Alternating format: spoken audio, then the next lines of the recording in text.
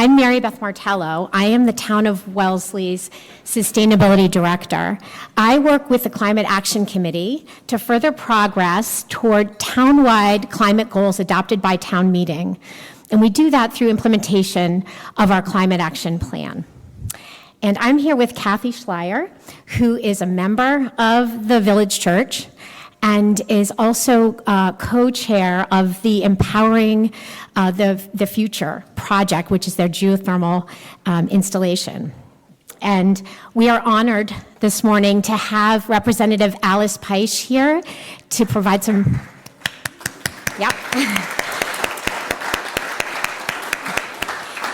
to provide a welcome for us.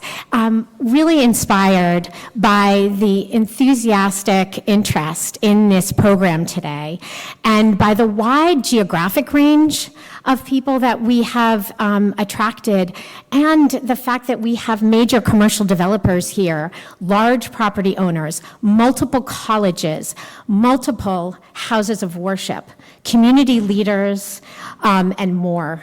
So we are just thrilled with the response that we've gotten, and I'm going to hand over to Kathy for some thank yous and another welcome. Hi, thank you so much for being here. I am not Sarah Butter. Reverend Sarah Butter had hoped to be here to thank you herself in person, so I am stepping in to do that. We, as a congregation, I've been so hopeful that this would be an example, that the installation would be informative and it would be inspirational. So seeing you all here today really brings that home, and so we are just thrilled that you are here. One of our missions, of course, is to help care for the earth and care for the health of the world. And so this geothermal project, we're sharing that with you, sort of with those goals in mind. I do need to thank, I'm going to go through this fairly quickly, but I do need to thank a team here at the church who has been so helpful in this area. I worked alongside Mark Lency, who is a co-chair of our project. Mark will be here and he'll be on the panel with us when we talk about our church project, and so he'll be here shortly. I'm going to thank those in the staff, Kirsten Rodriguez, Chris Toppin, Emilio Del Vecchio, and Gladys and Gerardo, who have all been so helpful to bringing this day's event here, as well as the volunteers from the church. There are many members of our church here today that are helping out as volunteers, so we welcome all of you. We are so thrilled to have the community here. I don't know how many of you have been into this church space before. We used to do dancing lessons for your kids back in the day when there was ballroom dancing in the basement, but that hasn't happened for a while, but we do run an after-school program here, and we just are so happy that you're here to visit with us. So I'm going to pass it back to Mary Beth quickly, and we'll continue with our thank yous. Thank you, Kathy. Yes, so we also have a team at the Town of Wellesley who's been instrumental here. Our leadership of the Climate Action Committee, our chair, Lisa Olney, and vice chair, Mary Gard, as well as our secretary, Sue Morris, have all been important to this effort and continued work on the energy transition.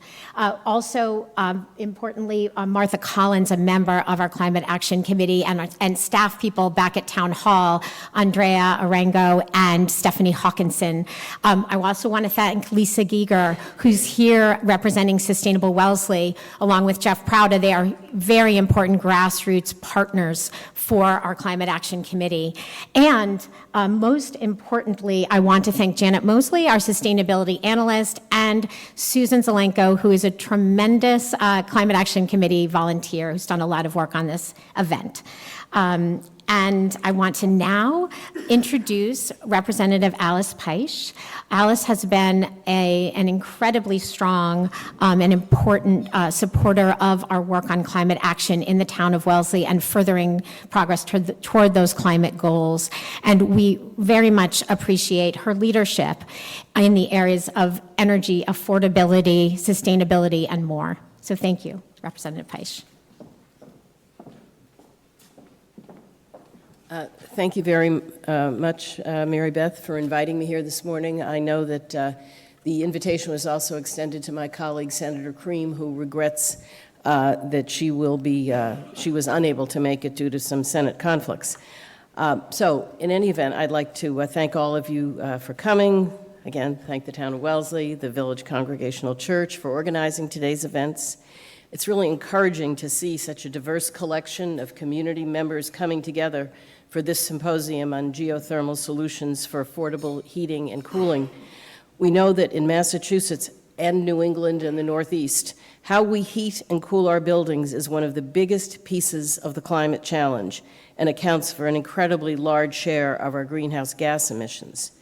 Bringing groups together to explore practical solutions to help transition to cleaner, more efficient systems is essential to meet our climate goals. However, we know that this transition must extend to affordability, comfort, and resilience. Technologies like geothermal heating and cooling offer stable energy costs, reliable performance in extreme weather, and can serve entire neighborhoods and campuses. I mean, I think it's just remarkable what the potential is for the geothermal systems.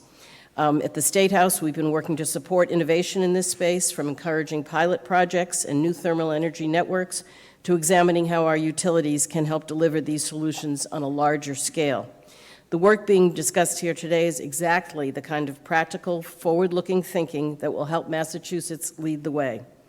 Today's focus on commercial and institutional buildings is especially important because large buildings and campuses can often be early adopters of these projects to demonstrate what is possible and to help accelerate broader deployment.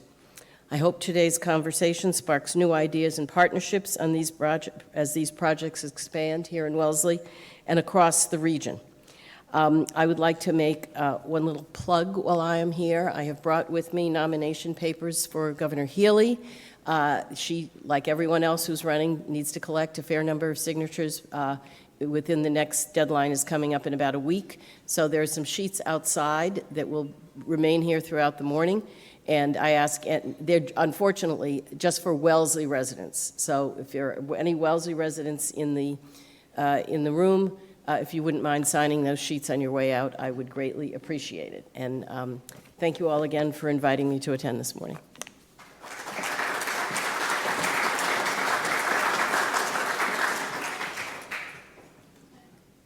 Thank you, Representative Peisch. So now just, as we saw the registrations roll in, I was so inspired, as we've said, and and wondering what is special about this event. And I think there's a lot of things. I think, and those reside in a lot in the Village Church and what it embodies and what the geothermal system that they've installed reflects. And those characteristics have to do a lot with community and with leadership and with storytelling and sharing. And I think that's what we're really a lot of what we're trying to do today. Thank you for convening with us as part of community building and as part of thinking not just about ourselves and our neighbors, but about future generations. Leadership, we saw in the Village Church their effort to kind of go beyond and try something that's not as familiar, not as tried and true. And I think you see those leadership qualities as well in the illustrious speakers that have come today to share their thoughts. And finally, the important role of storytelling and sharing. We know that that's so important to inspiring climate action. And we're here to tell stories.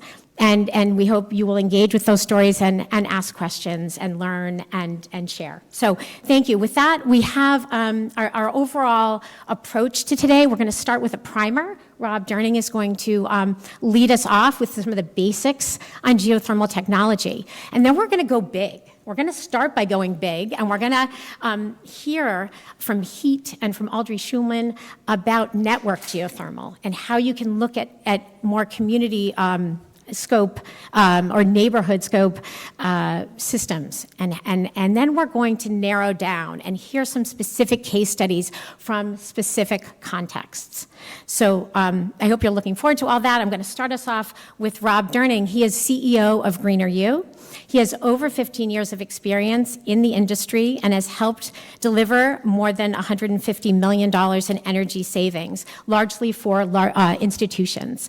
And I encourage you to check out our QR code here, where you can read these bios in more depth. So handing it over to you, Rob. Thank you.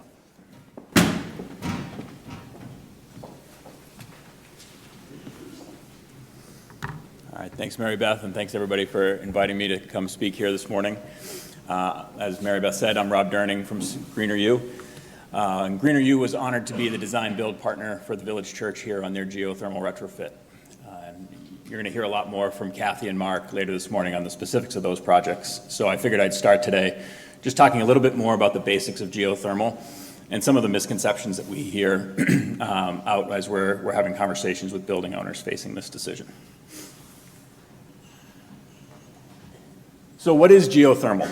I think we're all relatively familiar with air source heat pumps at this point as a way to heat and cool our buildings. And a lot of the same principles exist here. You know, you've got your indoor equipment distributing heat to the spaces you need it to. You've got a heat pump, although now with the geothermal system, that heat pump's usually going to be indoors.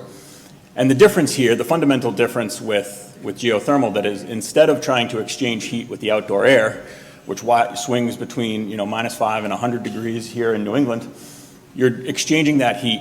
You're pushing heat to the ground in the summer months when your building's hot, and you're trying to pull that heat out of the ground in the winter months. And so you're doing that with a bore field of wells somewhere between 500 and 1,000 feet deep. And what you're really trying to do is access that stable underground temperature below the frost line. And so what does that matter? I think what I always like to think about is the ground ends up becoming a giant radiator for you. You're trying to create a stable medium to dump heat into in the summer and then pull heat from in the winter. And when you think about the ground, it's somewhere between right around 50 degrees year round.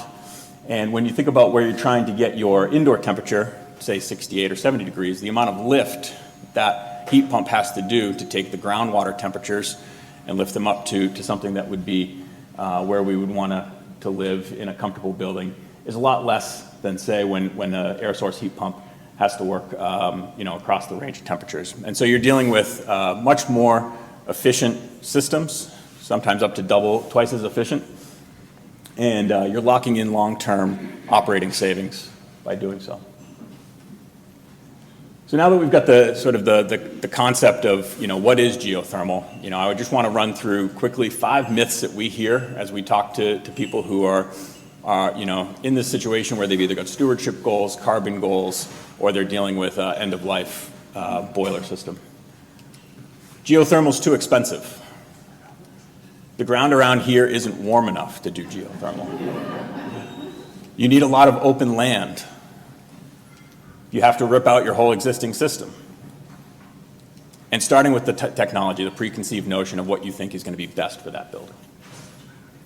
So first, cost. Usually this is grounded in some sort of high-level estimate where someone told them that geothermal is going to be more than twice as expensive as some other technology. You don't even want to consider it. Well, when you look at project gross cost, yes, that's true. But usually that's not including utility incentives, state incentives, and the federal tax credits, which for commercial systems do still exist through 2032. So when you look at net cost, you can actually bring that first cost down to parity, give or take, with an air source system. But beyond first cost, what we really try to help our customers understand is you need to look at the total cost of ownership. Even if a first cost is more expensive than an air source system, what are going to be your long-term benefits? What are going to be your annual utility savings that you're going to be locking yourself into for the next 30, 50 years? What are the replacement cycles for the pieces of equipment you're dealing with? Are you dealing with air source fans and condensers on roofs that might wear out in 15 to 20 years, or are you dealing with a 75 to 100-year asset underneath your feet with a geothermal loop? So taking a look at both the total cost of ownership in addition to the first cost is important. Geography. The ground isn't warm enough around here. This misconception usually is born from what is being done out west, where you're closer to the volcanic temperatures and the core heat of the earth, and you're using that to power turbines to create electricity. Here, we don't care about how hot the temperature is. We really just care about a stable temperature that we can use as a radiator back and forth year-round. Myth number 3, the site. I need a lot of open space. Some people have seen, they've driven past project sites where they've ripped up an entire football field or a giant parking lot and said, I don't have the space to be able to do that. Well, Case in point, here's the village church. We're surrounded on 3 sides with major streets, and the 4th side was a cemetery. So we had a really tight space, and this took a lot of coordination both in the design and also in the execution for how do we get the drill rigs through here, how do we do it, how do we put the driveway back together. But it is doable, and spacing them and thinking through this carefully with your design partner can make this work. Myth number 4, disruption. People think if I replace my entire system, I'm going to have to rip out every piece of ductwork and piping in my building. Well, that might be true if they're in bad condition, but if you've got good ducts, good piping, and you think through how to shift loads in your building, maybe add more loads somewhere else where you're not going to have as much disruption, you can reuse and derate those pieces of equipment. Here in the village church, in their sanctuary, they've got these heaters here. We actually equipped them with, these were natural convectors before, we equipped them with fans to boost the amount of heat we could get off of those coils that were originally designed for 180 degrees and now dealing with 110. And then myth number 5, starting with the technology. Starting with some preconceived notion, I want to go geothermal, I want to go VRF, I want to go air source heat pump. What we really try to preach is understand a range of options, right? We're at an unprecedented time where when a boiler fails, we have not just the most efficient new boiler we can do, we can go do a range of different heat pump technologies. And sort of signing on to any one solution before you understand what the building is doing first is usually not the best way to start. We try to start with the building. Where can we save energy first?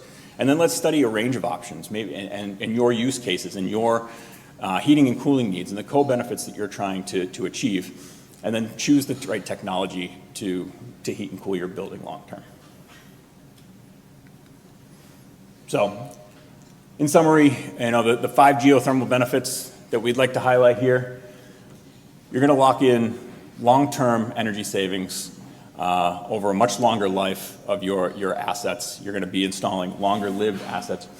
You're going to be dealing with more consistent comfort because the geothermal system no longer cares about what's going on outside the building, whether it's -5 or 95 degrees out, because it's pulling its heat and pushing its heat to a stable medium underground. Resilience and low maintenance. You're installing a bore field that has a life of 75 to 100 years. So even if in some of your indoor equipment needs to be replaced in 30 years, you've created that radiator that you can continue to use through multiple equipment life cycles. And not to mention the low GHG emissions. You no longer need to sort of have a belt and suspenders approach with some sort of natural gas backup, and you can help meet your mission and stewardship goals. So that's a sort of a lightning overview to help set the stage, because you're going to hear some really exciting details of actual projects that have been built. But thanks, everybody.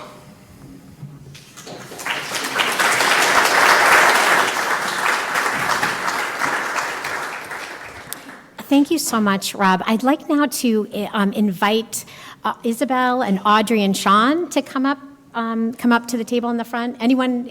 Any of our speakers are welcome to sit up here if you'd like, but then you'll be in place for questions. Actually, I should ask: are there questions for Rob? We have a couple minutes for questions for Rob. Yes. You can.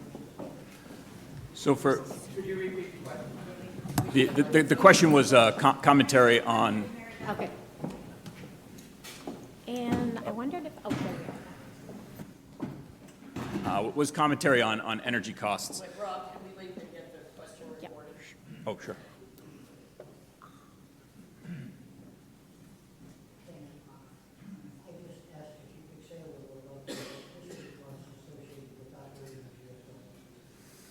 Yes. So usually the conversation that we're having is coming from some sort of fossil fuel fired system, and the organization has made some commitment to convert to a heat pump.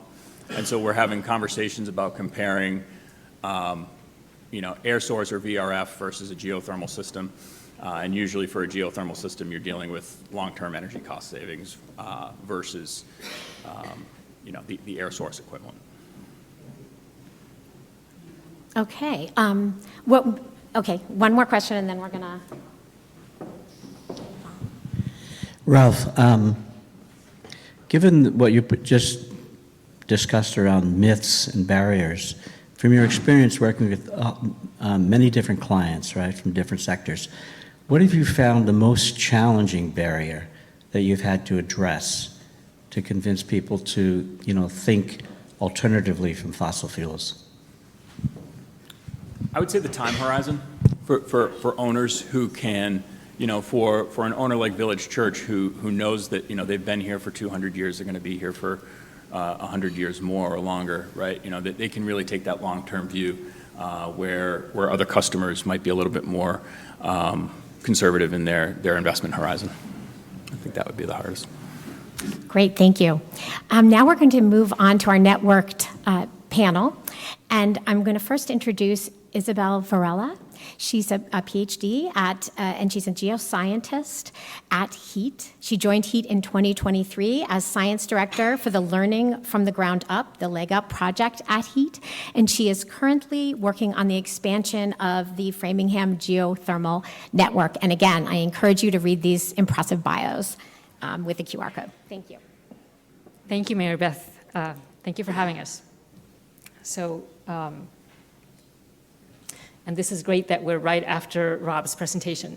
So my name is Isabel Varela. I'm with HEAT. HEAT is a nonprofit with a mission to evolve our thermal energy system to meet the needs of the future. And I'm excited to talk to you today about networked geothermal systems and the Framingham site. And I'll be playing tag with Sean Luz from the city of Framingham. And this here is a map of the gas distribution system in the Boston area.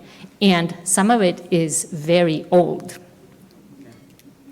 So these are locations of where this gas distribution system has leaks. So it's leaking methanes into the atmosphere that is not good for our climate and not good for our health. So what can we do about this? There is a program where the utilities can replace or repair these leaks. And it is estimated that it would cost $40 billion for repairing this gas distribution system in Massachusetts, and is mainly concentrated in the Boston area. For 2026 alone, it is about $600 million. So what can we do what would be an alternative to that, where we are not going to have stranded assets that would, that would work after 2050, because Massachusetts has this 2050 decarbonization target, so we don't want to invest in a system that we can't use after that. And that's where the geothermal comes in. And as Rob mentioned, just another way to highlight here that we're not talking about very high temperature geothermal for electricity generation, and Rob was talking about geothermal for heating and cooling for individual buildings, and then what we'll focus on right now is going to be for the interconnected buildings, so multiple buildings connected together to make the system more efficient. So tagging on to Rob's presentation, he talked about the efficiency of air source heat pumps, ground source heat pumps, and now I want to introduce the networked geothermal system. So the network system, because the buildings are going to be sharing energy between themselves, it makes the geothermal system even more efficient. So Rob was talking about efficiencies of about 200 for air source, about around 400 for ground source. And there's a system in Colorado Mesa University that they have a year-round efficiency of 560 with a winter peak of 890. So it's huge. So generally, how does this work? Imagine you have that data center that is rejecting heat year-round and putting it here. I'm talking about a single pipe sharing that energy. So that heat is going to a single pipe, and then that heat can be used by other buildings down the street for their heating needs. And this exact concept is a project that is proposed in New York. Data center giving heat to 4 buildings. So then whatever heating needs not met by that sharing of energy, you can have additional thermal resources, in this case, boreholes. Now you could also, for example, use bodies of water for getting that thermal resource. And then there's also the thermal storage or asynchronous sharing of energy. So in the summer, when all the buildings are rejecting heat to that main loop, that heat can go in the subsurface, and then it can be used by those same buildings in the winter, making the overall efficiency of the system higher. So the main components of these systems, we say it's kind of in three categories. It's what you have in the buildings, then there is that distribution loop, and then there are the thermal resources.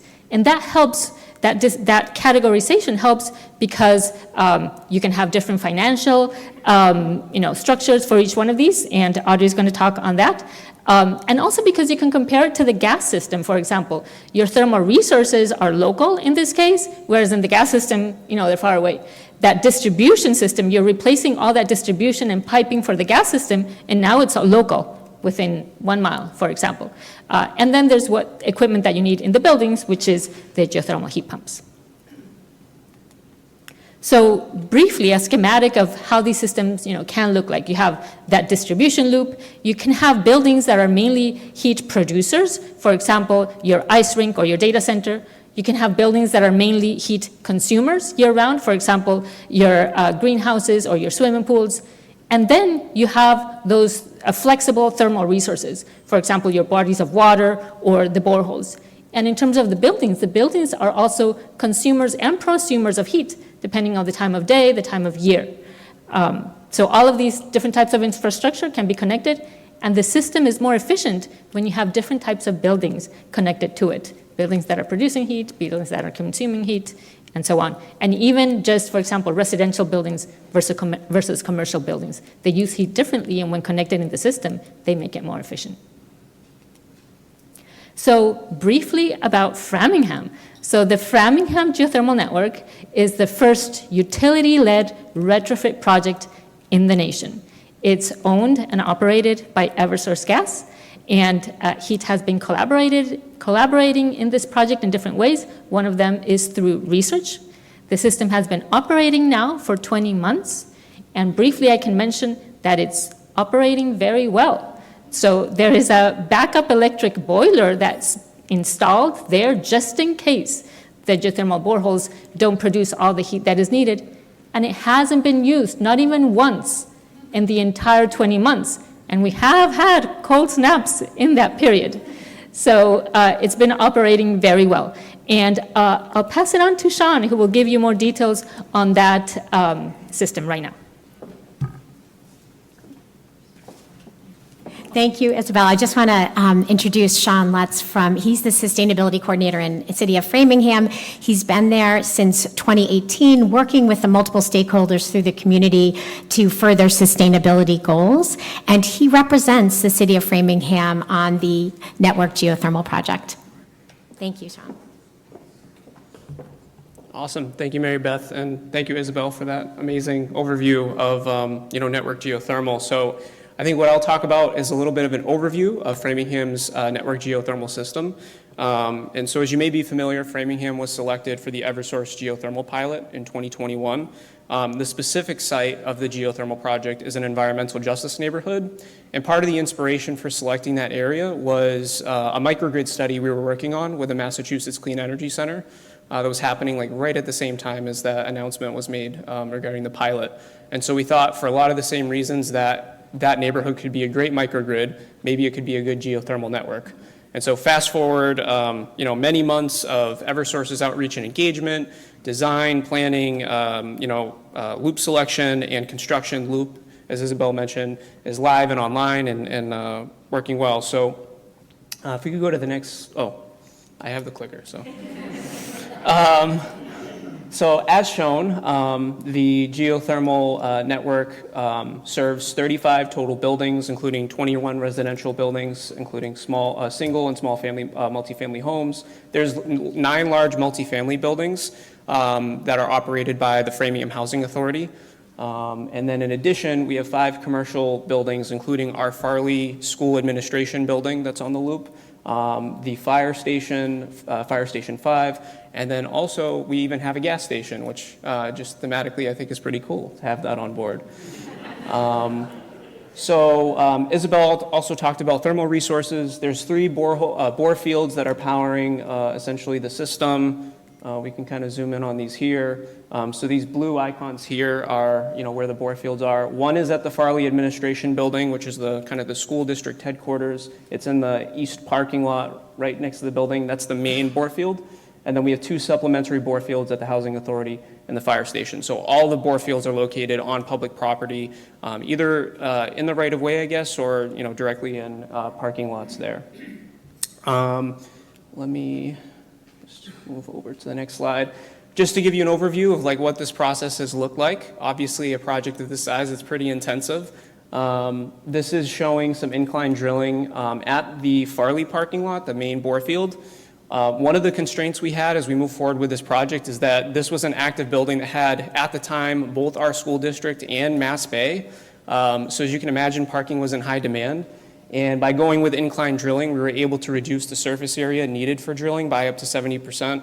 So that allowed us to have 2 islands in the parking lot where we could kind of shift parking as the project moved forward. So it was really a huge asset, I think, to the earlier point of, there's ways to work around, limited space. These are actually the ground loops that go within the boreholes through which water is circulated. Some pictures of drill bits used on the project. And then these are also the 8-inch HDPE pipes, same pipes that they use for natural gas now, that are in the right of way. And then the smaller ones are the service lines that go to the individual facilities and connect to the heat exchanger there. And then this is the heart of the system. This is the pump house that's located next to the Farley building. The first set of double doors you can see, it's interesting, it has 2 primary purposes. So the first set of double doors is the pumping equipment for the Farley building itself, because part of that building is tied in as part of the project. On the back end, the second set of double doors, that's actually all of the equipment to operate the whole ambient loop. And so that also has heats monitoring equipment there. And then, as you mentioned, it also has an electric backup boiler that has never been used yet, which is really reassuring. So I think with that, I'm going to turn it back to Isabel. Yeah. Thank you. So you heard all about the first loop, and there is an expansion to this project. So HEAT is working in close collaboration with Eversource to do a second loop in Framingham. So this would be the first loop to connect to an already operational loop.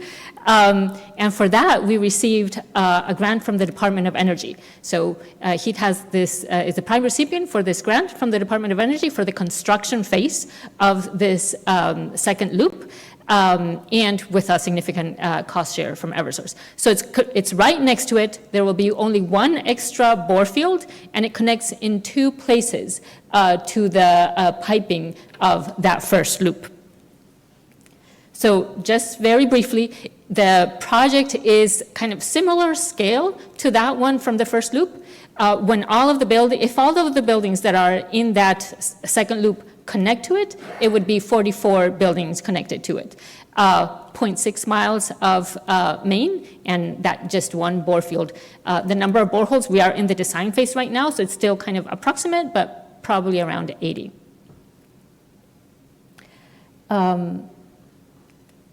And how are we dividing the work here? As you saw the pictures from the piping, the pipes that go in the main loop, those are the same as the gas pipes. So the same gas pipe workers can install that. So the utility is really focusing on that, building that distribution loop, and also on that bore field. And then HEAT is working on doing all the building retrofit part. So what happened in the first loop? The first loop and the buildings in the second loop are somewhat similar. The first loop, the average age of the buildings was about 80 years old, and the work that needed to be done, it depended on the maintenance that those buildings had had. So we will be doing optimization, for example, weatherization, and also installing the ground source heat pumps, and if there needs to be ducting, et cetera. So that is the work that HEAT will work on for this project. We are right now in the design phase, finishing those construction documents, and then construction is expected to start end of this year. So we're happy with that to take any questions.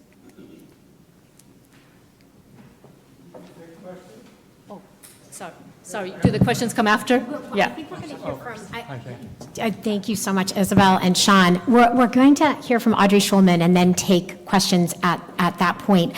Audrey Schulman is a trailblazer. She founded HEAT in 2008 and led it for 16 years, created the first in the nation statewide map of natural gas leaks, initiated research that led to the discovery of a method for utilities to identify super emitting gas leaks, and also research leading to the better understanding of health impacts in gas stoves.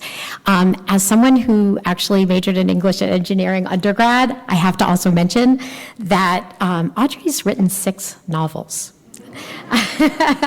So I'm very excited to welcome Audrey Schulman. Thanks.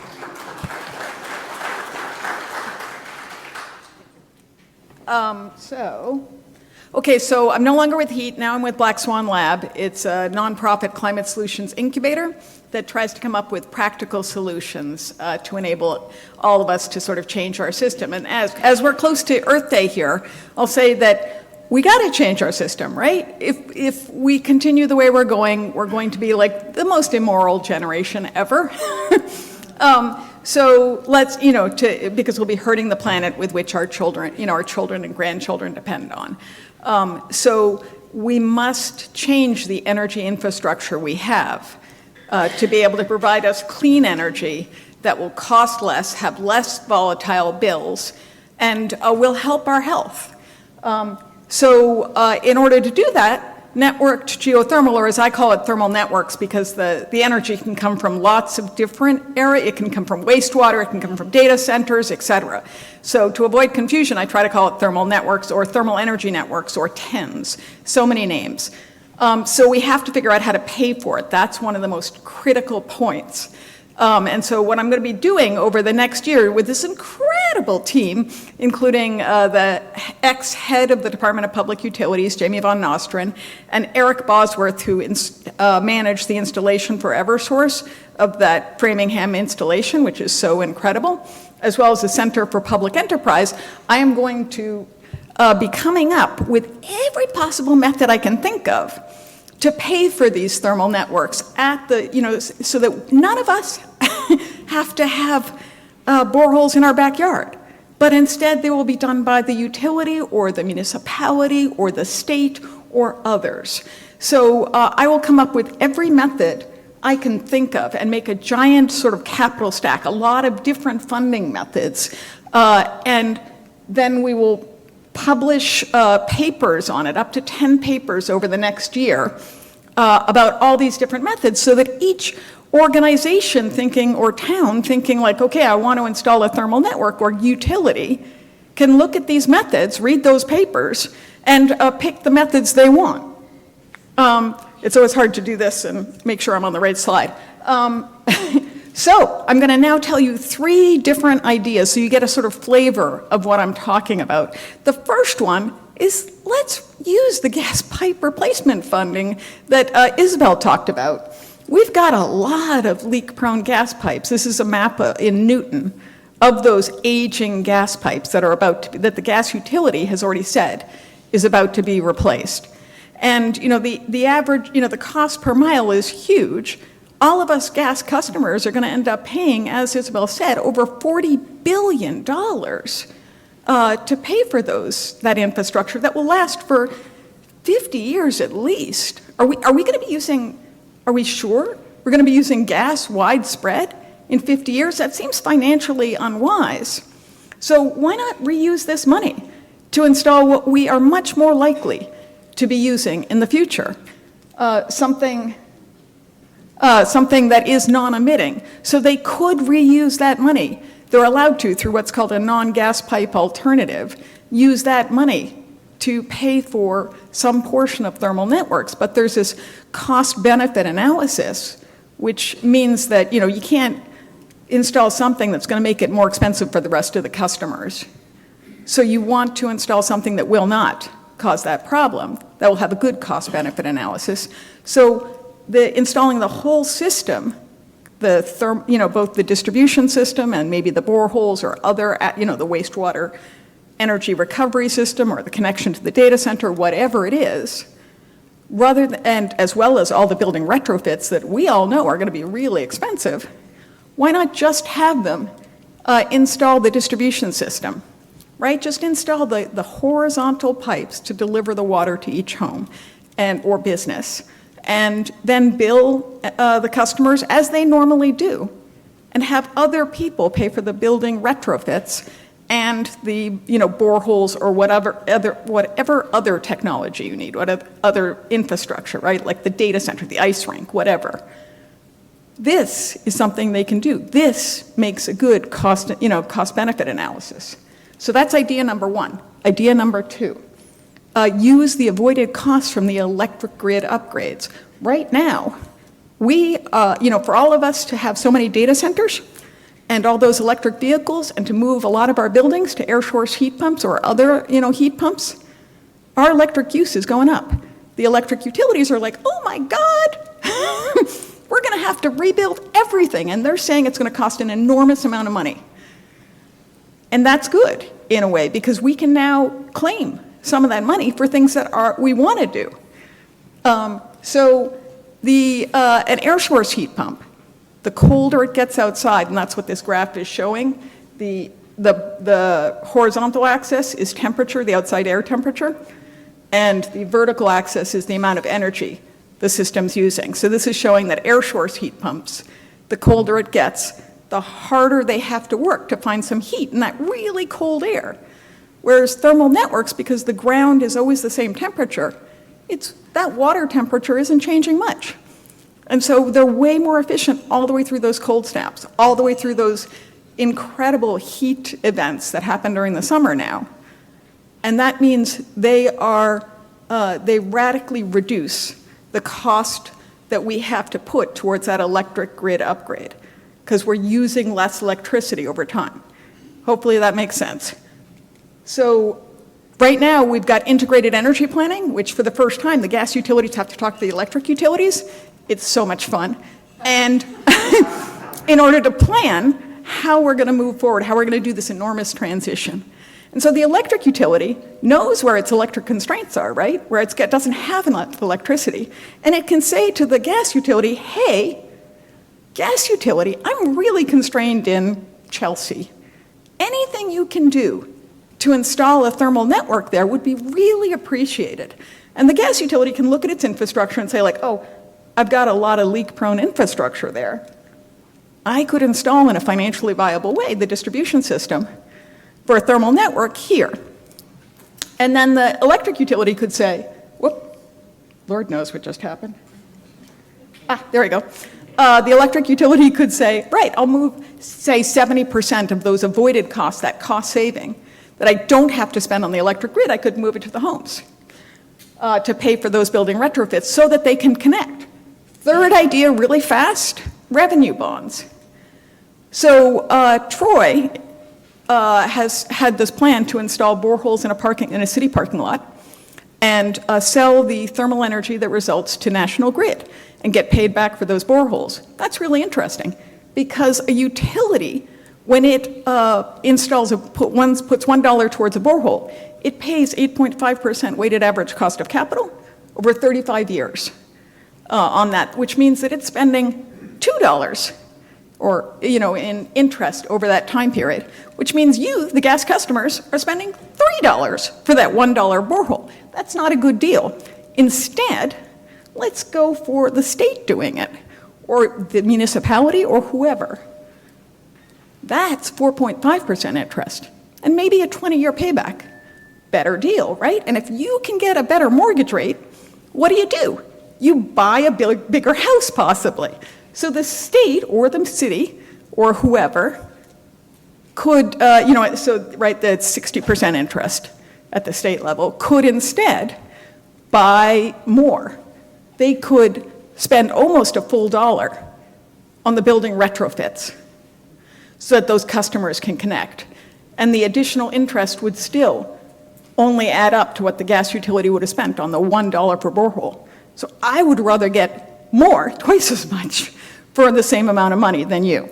Than the other thing. So I'll go through this quickly. General obligation bonds just tend to be parks, things that help everybody. Revenue bonds instead are things like highways where you pay a toll every time you use it. So the people using the thing are the ones who pay for it. I think the revenue bond's a better idea. So let's put all that stuff together, because I'm probably at time. Here's how it could work. National Grid suggested, hey, let's install an installation in Lowell. They were going to do the distribution system, the building retrofits, and the boreholes. It was going to cost so much money, the DPU, the Department of Public Utilities, said no, cost too much, not worth it. But if instead they just installed the distribution system, just the horizontal pipes, then their cost goes way down, right? They're only installing 1/3 of the system. And then the state could instead install the boreholes and pass or the city. Here in Wellesley, you've got an MLP, you could do it. You could do exactly this. And then spend the additional money you would have spent on interest rates through the utility on the actual building retrofits. If that was done, the cost for this system would have been cut in 1/3. And the Department of Public Utilities would have said yes. And nobody's energy bills would be higher, and nobody's taxes would be higher. That's the sort of system I'm talking about. So, last thing, sign up for the papers. Learn about all these lovely capital stacks. They'll be coming out over the next year. Just email me. And thanks.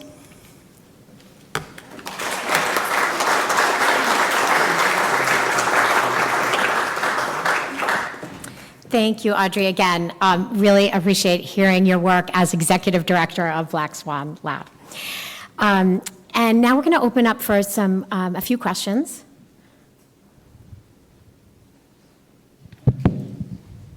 That was my question. How is this managed? Like, who, if in a network system, who controls it? You know, and that's a very impressive, Audrey, very impressive, and way to pay for it. So thank you very much. But so, you know, who pays for the system, and then how do you manage that? Is it like the utility, a public utility? So I don't know who I can address the question to, but like the one out in Framingham, how is that system managed? The first loop in Framingham is owned and operated. Everything was done, paid by Eversource. And it was a pilot project that was approved by the DPU. The second loop is a little bit different because Heat is working together with Eversource, and we have the grant from the Department of Energy. So Eversource has a cost share there, but they will be the operators of the loop afterwards. So they will provide the service to the customers, but instead of gas, it's going to be the geothermal. There is currently, they submitted, the very first geothermal rate was submitted by Eversource in September, and it's under consideration by the Department of Public Utilities right now. Yeah, I don't know, does that kind of explains a little bit how the Framingham project worked? I don't know that it answers all the questions. I'll pass it to Audrey. Yeah, it's evolving, and I personally think I don't want the gas utility owning stuff in my house. And we have for energy, we have a competitive market, and we've done that because it reduces costs. So why have the gas utility own its energy source? It doesn't own fracking pads. This is something that we should have different competitive markets source it, to source the thermal energy so that we can get the lowest cost possible. And public finance is just a smart way to do it, as other, private finance. I'll just add briefly, too, from my perspective, I think as these systems grow, obviously it might not always be a public facility. It might not always be the right-of-way that's going to be able to hold the assets that are needed to support the growth of the system. So I think that might even be a natural evolution of the system in Framingham as it continues to develop. That might include private partners and maybe different ownership models for the actual assets. So, yeah. Yeah, and just briefly to clarify, for example, in the second loop, the work in the buildings is going to be, through this grant. But then after that, all the equipment of the building is going to be owned by each customer. And for example, the first pilot in Framingham, the first loop, each customer right now is paying, if it's a residential, they pay between $7 and $10 for the geothermal service, and commercial pay $20 per month. And that is for 2 years because it's a pilot project. And after that, the idea is that there would be a geothermal rate. And in general, kind of the way HEAT has been thinking about this is that we right now are in this pilot phase. Maybe eventually we transition to a development phase.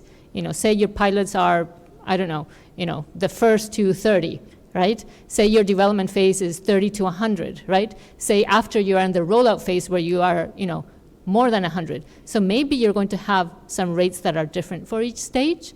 As we learn, the costs for the second loop are expected to be reduced by 40% compared to the first loop. So there will be cost reductions and gains just because also you're sharing some of the infrastructure. For example, the second loop is not going to have a backup electric boiler. It's already there for the first loop. If it's needed, it's used there. So there's some efficiencies that you gain just by adding loops and also just by learning. The Eversource learned a lot from the first loop, and those learnings are being applied to the second loop that help that cost reduction. Okay, right here? Well, we have a question. Oh, you got one, okay. Thank you for the presentation. Regarding the gas utilities, you mentioned there's $40 billion worth of work that needs to be done. It has to be done in any case, some of it. Just for clarity, does that mean if they're going to be doing it, most of the cost is ripping up the roads and creating the space to put those pipes in? So why not require them to put in parallel pipes for geothermal processes? I think the incremental cost will be small. Wouldn't that be the case? So currently, homes are reducing on average, their gas use, and a lot of customers are moving to air source heat pumps. If you project that forward, the gas system is not sustainable. Every customer remaining on gas will pay a higher and higher cost, and I think we're all sort of experiencing that right now. Your distribution cost, which is the cost that pays for that, is going up. And so you project that forward, people are going to get off the gas system. Anybody who can afford it. The ones left will be low income. The ones left will be renters. That's not the way we want to move to clean energy, because the system will also be less safe. They'll have less workers.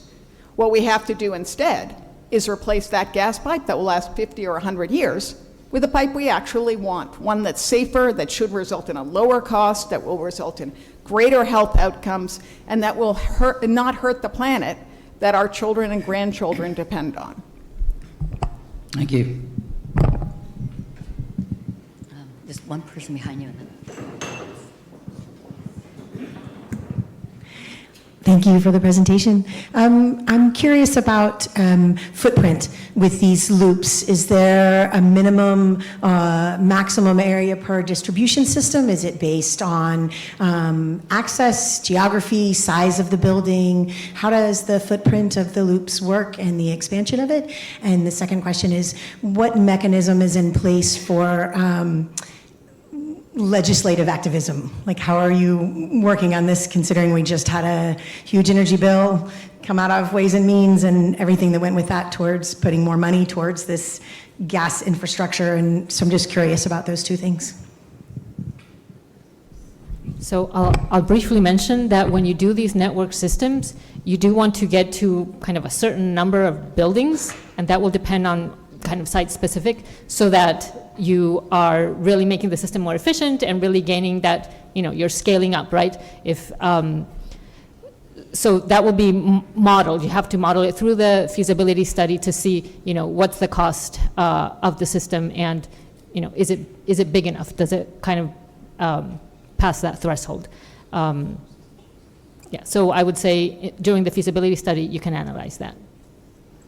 Great. I'm actually going to hold the questions. We have a moderated discussion at the end of this program. And I'm going to hold questions so we can stay. We're pretty much on time right now, and I'd like to stay there. You are welcome. We've refreshed coffee out there, and I think we have tea now. So if you're welcome to go out and help yourselves to that. And I'd like to invite, well, Larry's here. I'd like to invite Greg to come on up. We might want to do a little bit of musical chairs for our next panel. And Kathy, if you want to, you can stay there or join, as you wish. Because now we're moving on to our single property case studies or smaller scale case studies. And we're going to start off with Lawrence Lassard. He is founder and director of Achieve Renewable Energy. He's also president of the New England Geothermal Professional Association. He is a professional geologist and a GeoExchange geothermal designer at Achieve. And he's one of a small number of certified GeoExchange designers in New England, having designed hundreds of installations since 2008. So we are so pleased to have Larry, and thank you so much.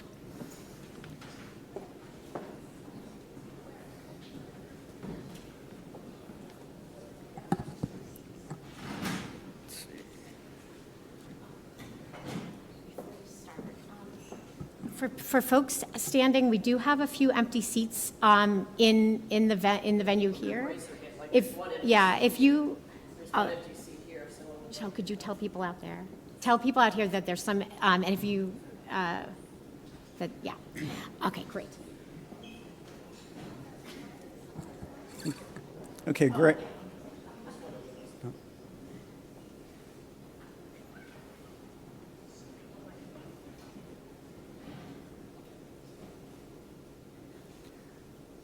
Okay, it's allergy season, and I might not get through the presentation without coughing, but I did bring my vodka in case that would help.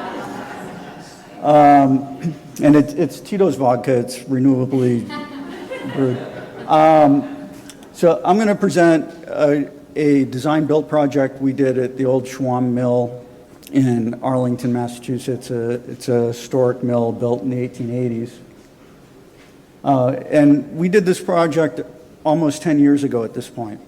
And so the question becomes, given that we've installed so many systems and have put systems into office spaces and healthcare facilities and installed network geothermal systems, why this project? Well, there are several reasons.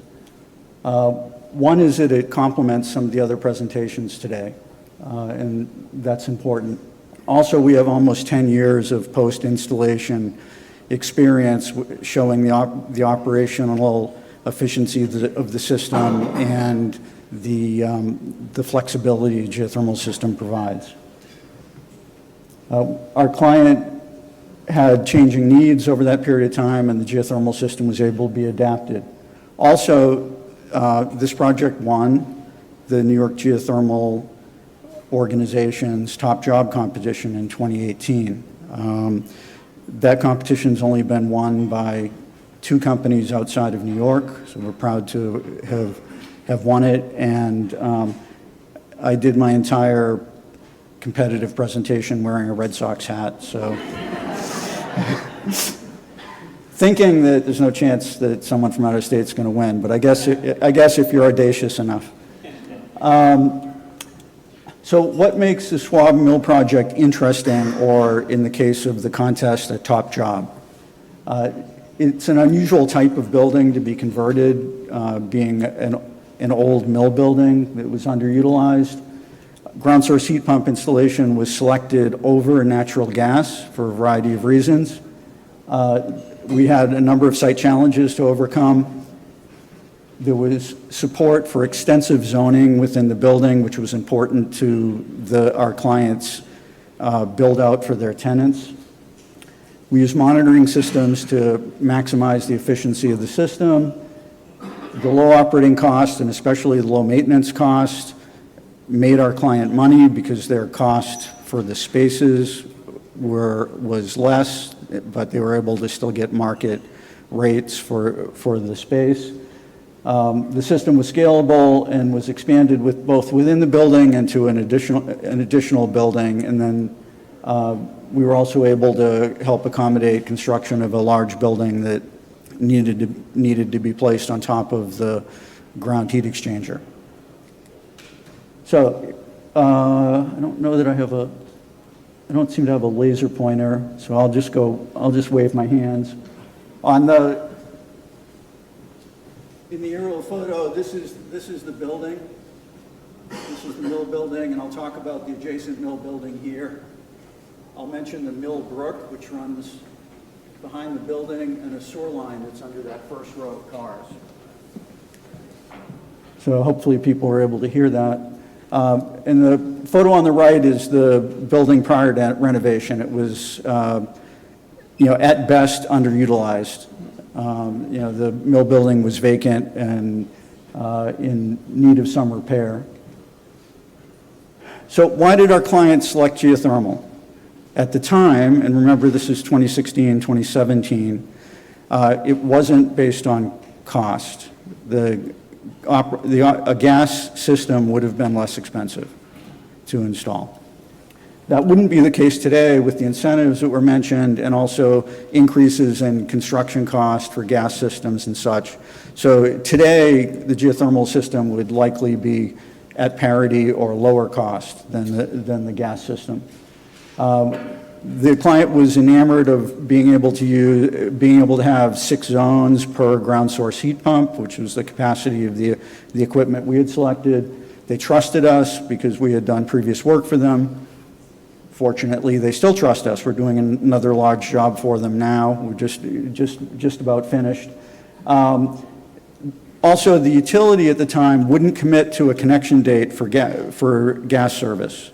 And they had a tight construction schedule with a complete unknown of when the utility would put the gas line in. The geothermal system was delivered on their tight schedule with them understanding the steps and understanding the timing, and we met all their requirements. So on the left, we have a layout of the first floor plan as it was constructed. You'll see there are large combined work spaces. This was a work sharing facility. You'll see in the photos at the end, it's a work bar facility. And they have large workspaces, but then they also have small individual rooms that they rent separately. And on the right is the zoning plan with each color showing what zone it is. We unfortunately ran out of colors and had to repeat some, but every single room on that first floor is a separate heating and cooling zone.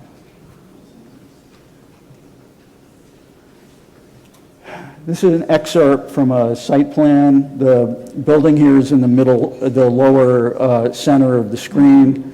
You can see the Mill Brook, which is runs in a man-made channel, and then behind that is a large, more than 100-year-old location, kind of sort of known MWRA sewer line. And the space we had for the ground heat exchanger was on the other side of all of that. So the challenge was to cross the sewer line, not break it, because we would have been in deep doo-doo, and also be able to cross the stream. And the entire work area is within jurisdictional wetland, so it was all done under Conservation Commission approval. This is what drilling looks like. We saw some photos earlier. This is a typical drill rig used for geothermal, and you'll see piles of soil or drill cuttings that are covered. That's to reduce the potential for water to mobilize the sediments and get them into the stream. And here's where we cross the stream. That black bridge that goes across, that's a metal frame structure with wood sides that has the main supply and return line that goes out to the bore field, and then that's spray foam insulated and covered with roofing material to remain dry. That worked great. Neighborhood kids like to come and like dance on that. And on this particular day, the Millbrook was just a trickle, but at certain times of the year, the water rips through there. It's a for real stream. So we used a monitoring system. These are some screenshots from the monitoring system. I'll have a little bit bigger version on the next slide, but there's a status screen that the client can see, a troubleshooting screen that tells us everything we need to know about the system, and then it records data every 10 seconds. It records over 100 parameters, so we can go back and look at events that might have happened and try and be able to understand what the equipment was doing, make adjustments. We can adjust almost every feature of the geothermal system remotely. So this is the client screen, shows the status. In this case, in the upper middle of the screenshot, there are 6 thermostats. Those are each off the one geothermal unit. And the system allowed us to remotely control the equipment, do necessary monitoring, and very importantly, optimize flow rates, optimize the scheduling or the ramping up of compressors and fans and such. So what does this cost to run? This slide is actually from the original top job competition, so it's 2017, 2018, a full year of data, and you'll see in red kilowatt hours used for heating and blue kilowatt hours used for cooling. And with so many zones in the building, there's always somebody that wants heating or somebody that wants air conditioning, regardless of what season it is. So you'll see a little red in July and August, and a decent amount of blue in the deep of the winter. But this building, which is, I should have mentioned, I guess, is about 25,000 square feet. Heating for the year was a little under 24,000 kilowatt hours, and cooling was a little under 12,000 kilowatt hours. These dollar values are based on the utility cost at the time. So electric rates are higher now, so the dollar values would be different, but the kilowatt hour usage would be the same. Here's what the facility looks like now. No more stairway to nowhere. Heavy timber beam construction, exposed brick, flooring that was rescued, and the original flooring from the mill that was repaired and refinished. And you can see some of our ducting. In this photo, we were using oval spiral ducting, which has a nice look and fit some requirements they had for ceiling height and all of that. There's another photo of another portion of the building with the same lovely exposures from the old mill. And I had mentioned that the system had been expanded, and I'll go into that for a little bit. So there was a small wing of the building that was not originally finished, but this facility became immensely popular. And so they expanded to that last remaining space. We did that with the heat pumps we already had, the ground loop we already had. And then in the adjacent mill building, they had a large office tenant that needed a new heating and cooling system, and they had us connect that also to the geothermal system by crossing that little right-of-way, little road. Then they decided to build a large luxury apartment complex. So the mill building on the other side of the little street was converted to apartments, so the geothermal system came out of that. And then they built this large building in the back, and the front of that building covers like a third to a half of the ground heat exchanger, which it was easy enough to do. We did have to reroute some of the horizontal piping because of structural columns that they had to put in, but it was just a rerouting of piping, and the ground loop can stay under the building, no issues. The ground loops have an expected lifespan of 100+ years, so that's one of the key components of the geothermal system that are very long-lived. So in quick summary, we installed a 21st century geothermal system in an 1880s building. We did that on schedule without the client having to wait for when the gas company was going to provide service. We overcome various site challenges, the sewer main, crossing the stream, et cetera. Later on, the client deciding to build a building on our stuff, and used a monitoring system to maximize the efficiency of the system. And at the time we delivered the system, there were 24 zones in the building on 6 ground source heat pumps. That later changed to 34 zones on 8 heat pumps. And the low operating costs and low maintenance provided a lot of additional income to our client. Their mechanical staff have told us that this is the lowest operating cost, lowest maintenance building they have, and they have a lot of buildings. So geothermal can do that for you in a new development scenario. And I guess that's it.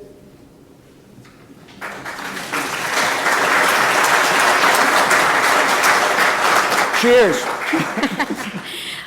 Thank you so much, Larry. Just to orient us, we just heard a case study that is a commercial renovation. We're now going to hear from Greg Joint, who's going to talk about a municipal public safety complex. Greg is, and then we're going to go on from that to an institutional, and Greg's going to be talking about new construction, and then when we get to Mark and Kathy, going to be talking about an institutional building that's a renovation. So Greg is principal and architect with KBA, and he has a wide range of project experience at KBA, where he specializes in planning and designing educational, public safety, and municipal facilities. And he's especially adept at working with clients to navigate their priorities, their concerns about cost, and both upfront and operational costs, and also their health priorities. So thank you, Greg. Thanks, Mary Beth, and thank you all for joining us on this beautiful August morning.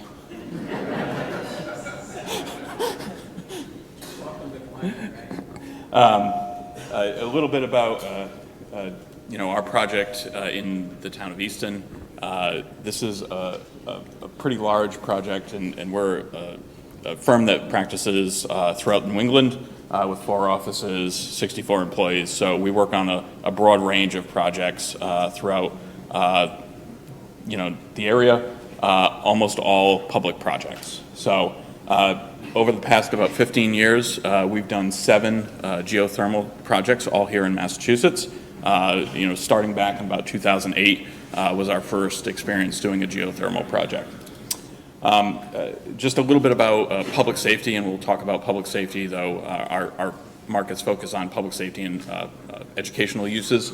Public safety buildings are a little bit unique in that they operate 24 hours a day through basically any condition all the time, and have a relatively high demand load. So a lot of electrical needs, a lot of ventilation in these spaces.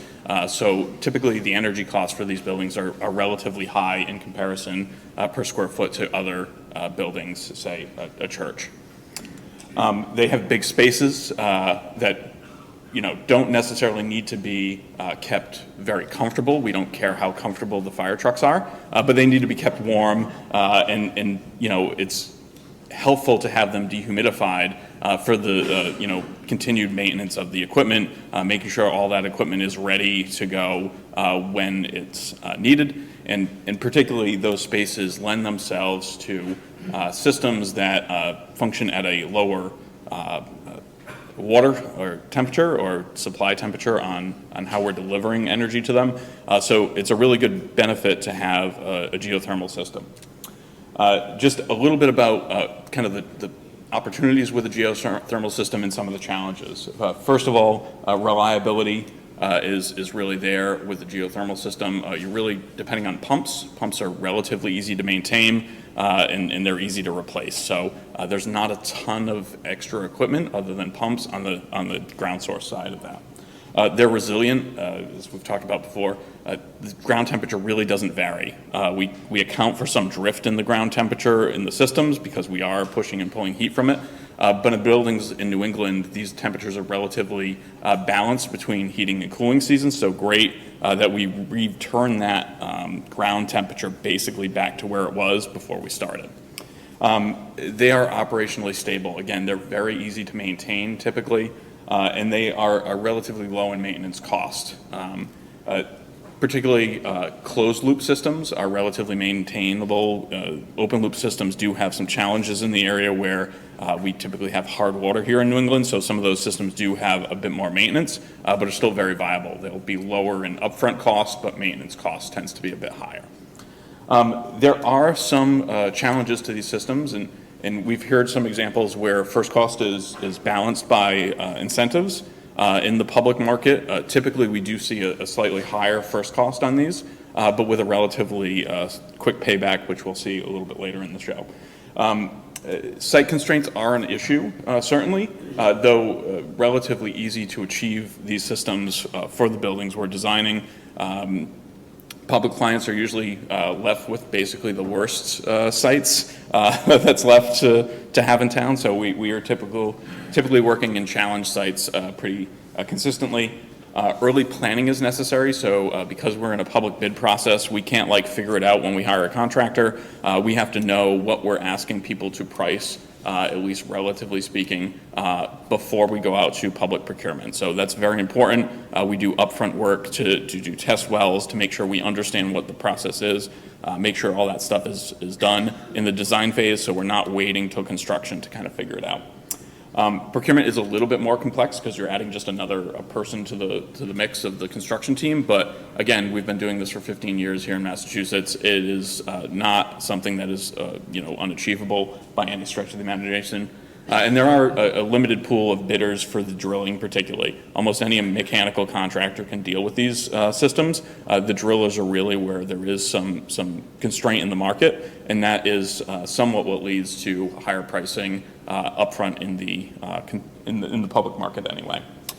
So talk a little bit about Easton Public Safety and Public Works. So this is a two-site project with 4 buildings, including all of the public safety infrastructure for the town of Easton, as well as the majority of the public works infrastructure for the town of Easton. We're replacing, with these 4 buildings, about 22 different buildings in town that vary in age from the 1980s all the way back to the late 1800s. So about $150 million total project cost, and construction cost was estimated to be at $114 million, and actual bid data and where we are currently in construction about halfway through, we're about $108 million, so we're well under budget for the project. Geographically, we needed 2 sites across town to cover fire response, so public safety and DPW on one site, fire substation on another site. Again, 4 buildings, all of which are linked to their own geothermal systems. A little view, because architects can't help themselves but show renderings, even during a geothermal meeting. So this is the public safety building where we'll be focusing our discussion on today. So about 53,000 square feet, houses public safety, so police and fire in this building. And back there, you'll see the Public Works building. And that's over 2 streams that we were separated from the 2 buildings in an area of critical environmental concern, so wetlands. We replaced an old pig farm, so we removed about 20 tons of plastic refuse from the site. Lots of fun and exciting stuff that we're doing there. And just, as you come into the public safety building, this is a building that looks very similar to other municipal architecture that you'll see throughout the Commonwealth. There's not really a difference in terms of look, style, or constraint there with this type of system. We have 3 different code pathways in this project, so each building gets its own unique little code pathway. Easton is not a specialized opt-in net zero community. It is, however, a stretch code community like most communities in the Commonwealth. So we didn't start with net zero goals. We didn't start with geothermal goals. This was a pretty straightforward project that just happened to be able to pursue this pathway because it made financial and operational sense. So just, Rob gave a great overview of geothermal systems. We laid out 5-7 different systems originally to look at, to compare. We run a design process that is governed and guided by public input by public building committee members that really drive this process. So some of those options were gas-fired, and the committee chose to move differently, which was great. They had really two options that they wanted to consider, both an air source and a ground source system, because those were the systems that they thought were most reliable and made the most sense. We'll get into a life cycle cost analysis. So this is really a financial and operational tool that helps the district make a decision. So I won't go into the huge details, but really these systems without incentives were, a financial payback was not reached. Now that doesn't mean it's not a good system. It doesn't really mean anything. It's just based on the baseline system that you compare to in an LCCA, the system doesn't pay back faster. That's not the only driving factor, and I would suggest it's not the only way to look at things. So when you include incentives, however, in at least the decision-making phase, the geothermal system looked to pay back instantly. As we went into reality, when we get bids in hand, public prices, you get bids in hand one day, you open an envelope, that's the number. So as we kind of pull that out in the numbers, the system ended up coming in a little bit higher than we thought, and really not on the ground source side. It was really on the mechanical system side that the prices had risen since we made that decision 2 years prior. So the system actually is a little more expensive, so the payback went from instantaneous to about 12 years. For a system that's going to last on the building side about 20 years, something like that, and on the ground loop side 50 to 100 years, that's still a pretty reasonable payback in our mind. And I don't suspect the committee's decision would have changed even at that payback. Just a little bit about kind of how the committee made this decision. Again, the incentives were a big driver. The incentives do help, certainly on the financial cost reason, but also the energy usage. If people in municipal government understand that there's an operating budget and a capital budget, and those two things are separate and they don't really mix. So operationally, this is the lowest cost system we could run. And like most municipalities, Easton is fairly constrained on the operational side. That's just the reality of where we're living today. It is an all-electric system, so we've got that benefit there. The life cycle really goes, 30 to 50 years on the ground loop, maybe 100. We tell our clients we're building buildings for 50 years. In reality, we know that these buildings are going to be in service for 75, maybe 100 years. And then, that at the time of the decision making, that payback was instant. So just a brief overview of the project. I'll be around for the rest of the day and happy to take questions.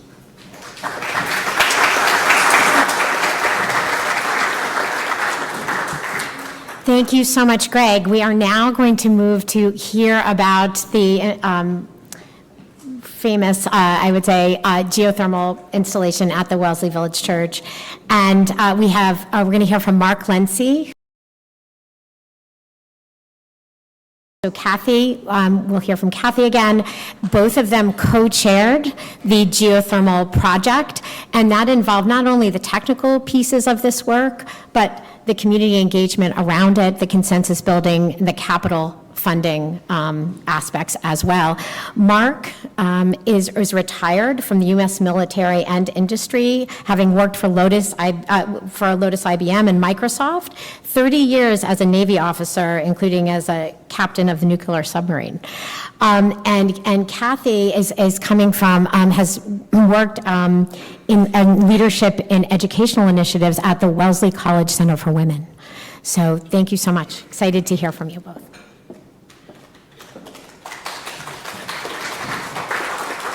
Thank you. Mary Beth, are the slides? Well, they're here. Okay, yep, we'll go with you. Okay, yep. We have our slides in both places because Mark and I are sort of splitting responsibility for what we're going to share. And I can't say enough about working with Mark. We've made wonderful partners in the sense that he has tremendous technical and engineering experience, and then I have worked much more on the administrative side of the church. So we're going to share a little bit of that with you. As Mary Beth said, this is, a story, and we are so happy that you're here. Actually, there's some people there. There are 2 seats right here in the front. If anyone would like to come in and sit down, please take these 2 seats. Anyone? All right. So just as a little bit of background, I mean, you are seeing this building that we're in, you're experiencing it. You are currently standing in the chapel, and our larger sanctuary is right next door. Before you go on the tour, or as this meeting today concludes, please step into the sanctuary and take a minute to take a look. Our whole building is 55,000 square feet. The sanctuary, of course, takes up a large portion of it, and it has soaring ceilings, and it's a large space, so you get to see what's required for heating and cooling. That space had never been cooled before, but now with the economics of this program, we are able to add cooling there. Someone asked me today if our system is on, and is it working? And yes, the system is on right now, so you are experiencing heating and cooling. And I say that because as the season is transitional, as someone has mentioned, we are able to cool areas that suddenly need it because it's warm, but also keep the heat on in spaces that are cooler. So our system, and the reason we worked on this and took on this project, was we were completely at the end of life of an existing system that had been in use during times deepest cold in the winter. We had 4 tanks, oil tanks. It was an oil-fired system. Sometimes we were filling those tanks twice a week. When it was really, really cold. In addition, and I have the figures for 2022, we spent $57,000 for oil. And so obviously as a church, that was something for us. You talked about the difference between operating expense and capital expense. So for us to try to reduce our cost so that we can use our building for things that we're doing today, such as communities and events, it's not so much to pay to just kind of keep the building going, but it's to make the use of the building available. So we really wanted to work on reducing our cost. Now the whole building is air conditioned and obviously heated. And one of the most important things, which Mark is going to address, is the new building management system, which others have touched on. But for us, that was an entire game changer, as our ability to be the ones in control versus the vendors that we had on constant payroll who were coming in here to work on the parts that were, out of life with the heating and cooling. So how did we start? We were really fortunate that we had a greening committee. We had done a capital campaign 10 plus years ago, and with that bulk of money that we had given over to greening, they were able to insulate the ceiling of the sanctuary, which is immense, as I mentioned. We were able to change a lot of the windows that we had and replace and add new windows. We did some lighting retrofits. But the real work was the realization that our heating and cooling system was failing. Now, when people come in, and maybe, a lot of people come here for meetings during the week or various groups or this and that, we obviously have the after-school programs. We have our church administrators who work here during the day. But if you're a congregant and you come here, say, once a week on a Sunday, you might walk in and say, well, it was warm when I was there. What do we need a new system for? And it's going to cost how much? But on the other hand, there was, as I said, just significant effort just trying to keep what we had alive and functioning. And so that really was the tipping point when we were beginning to see both the cost of the systems and the fail rate of items that we were really at that moment when we had to make a change.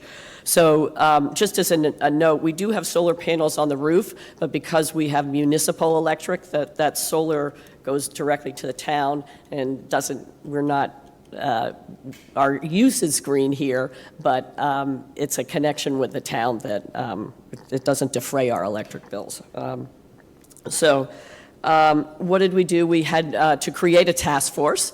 Mark and I were sort of instrumental in that work, and we did a lot of research. Initially, the vendors had said to us, oh, this is going to be so easy. It's not going to cost you any money to change your heating and cooling system. If there's all these new heat source pumps, it'll be great. After 3 vendors came in and gave us pricing, including Greener U, which was one of those vendors, that we were automatically in the $2 million range, because as they came in to look at the system, it was clear that we had this old existing ductwork system. The ducts are small and the building is vast. So we had to make use of both our radiators, which are in every room, and the air, which is supplementary to it. And so when that price went up, we asked Greener U to give us also a bid for geothermal. Now, as others have said, that cost was initially higher, or at least the build cost was higher, but the rebates and the incentives brought that cost back down to parity.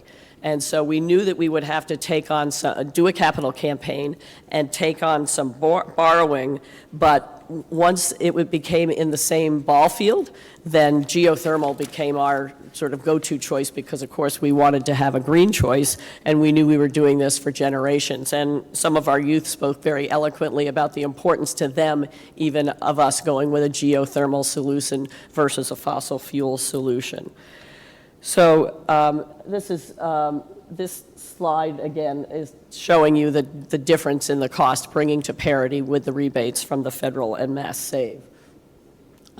This is sort of hard to see, but basically it's the same information that we received from others that we're talking about the total cost over the life of the system. So over the life of the system, we are saving money because we've now got our pumps and units that are in the basement. We don't have, before we had 7 rooftop units that were exposed up on the roof. Now we do have rooftop equipment, but it's much more minimal. And so our equipment that we are going to replace doesn't have to be replaced as often. So I want to talk a little bit, just for a minute. I'm near concluding, and Mark is going to take over and take you through some of the specifics of this system. We did a capital campaign, and not everybody, as I kind of joke about it, is HVAC that sexy? So people are inspired to give, but not necessarily for heating and cooling. So we did a sort of a multi-segment campaign that was both supporting our youth programs, the geothermal of cost.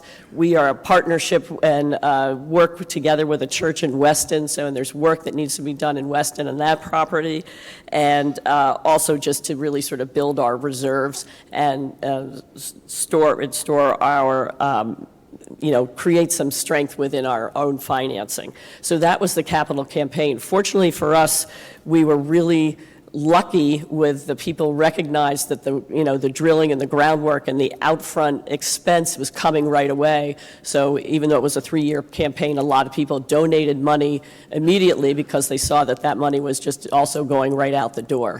Today you look at the property, you can't actually see that there's anything that shows from it except for maybe a few new thermostats. But so it's really wonderful to have people have the faith and to invest in a system that is not something that's like a visible thing that you would see afterward. So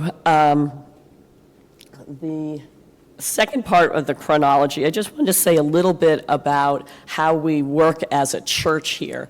We are, please come in.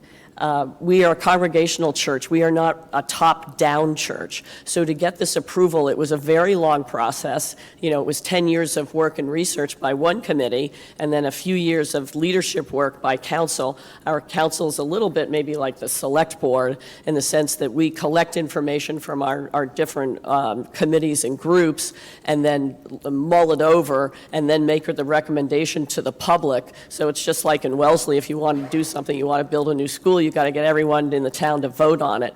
And so it was the same process here.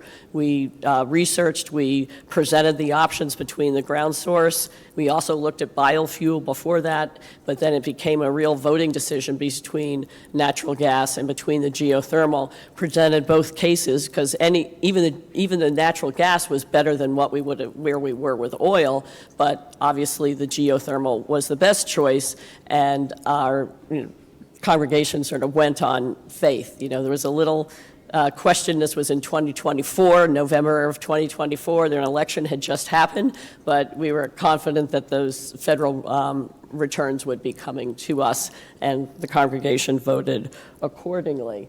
So again, we did have to spend some money up front. That was really the key difference. We had done a little bit of geothermal research early on, but we needed to spend a significant chunk. It was about $170,000 to do more research to get a fixed price contract. And that is also what sold the congregation on doing this project, was having a fixed price contract. That process, again, it took quite a long time, and we then did and came to a vote in the fall of 2024, and then immediately we did a test well because we wanted both the information that we needed from that test well, but we also wanted our project to have a start date of 2024 in case there were any changes by a new administration. So, Mark, come on up and give us your technical expertise. Tell the rest of our story. Thanks, Kathy. So I'm going to fess up front that the Wellesley Village Church has already given you our best, brightest, most charming, and best looking representative. Now you got me. Okay, so you're just going to have to deal with it.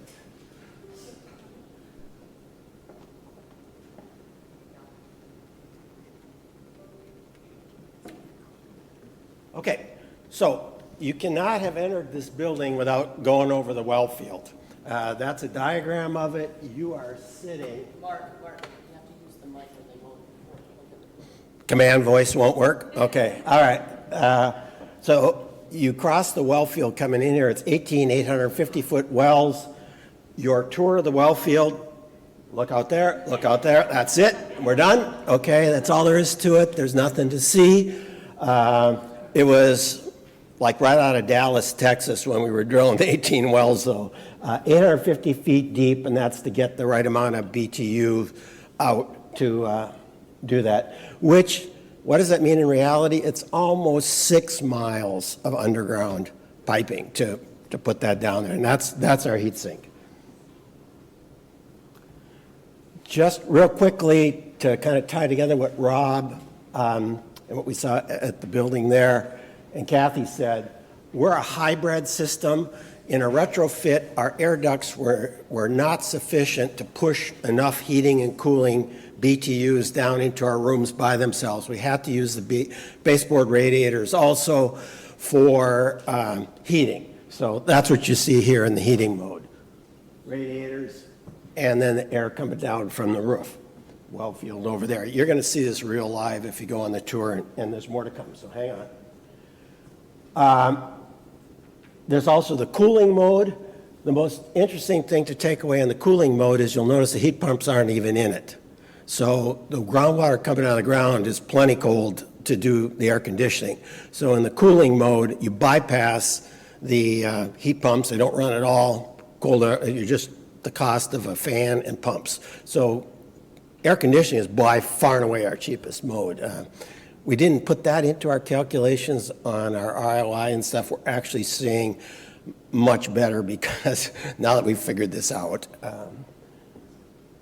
Then, hold it, there's this mode, and this is the spring and fall mode where, like today, you got sun coming on that side of the building at a low angle, and you got the cold brick side on this side calling for heat, that side calling for cooling.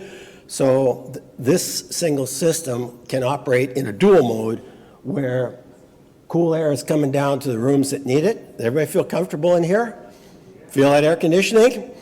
This is a monumental, incredible, amazing day for the Wellesley Village Church because, why?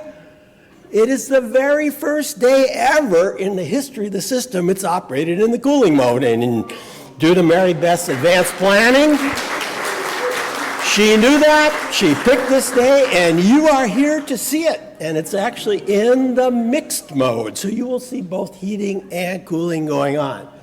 All right, so there you are. Who knew? I didn't even know this morning when I got up. So, So now I'm going to switch over and show you a little bit about what this actually looks like when you're doing it. Log back in.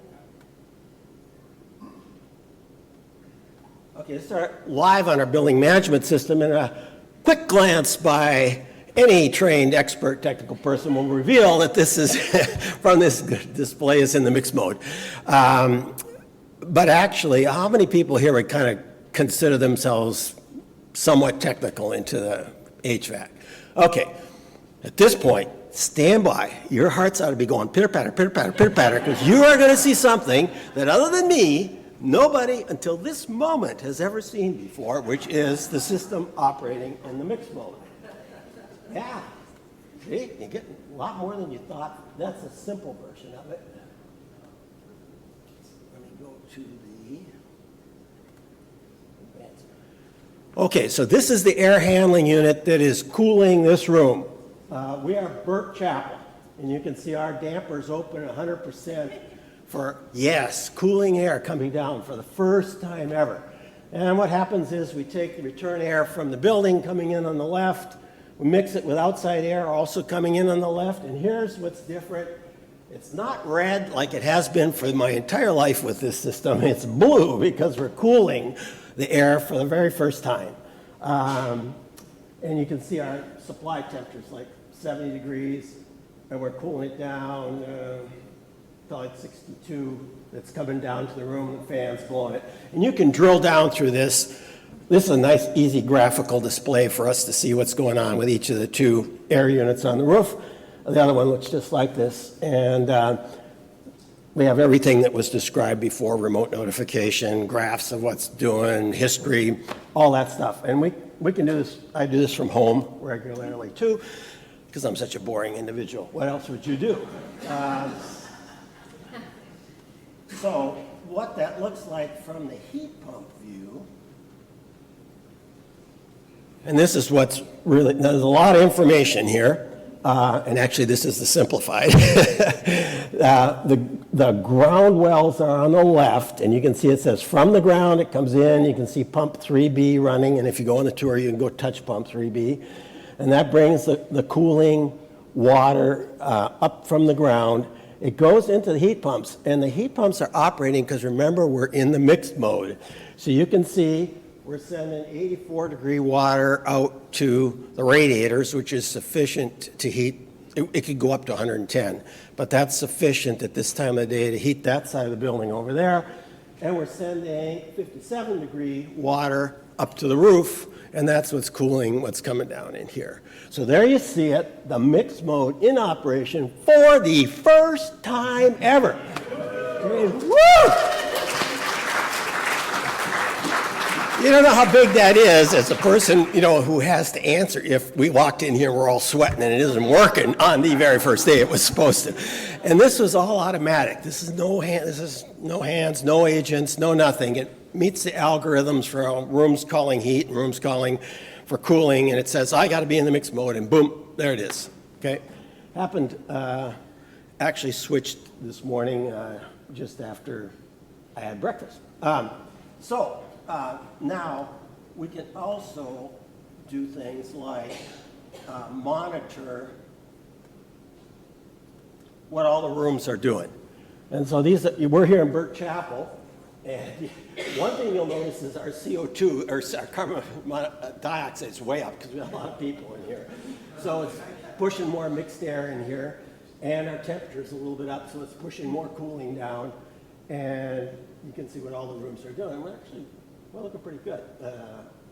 This is the side that's getting heating, this is the side that's getting cooling. And you can drill down into each of these if you want to know, let's see what's going on here.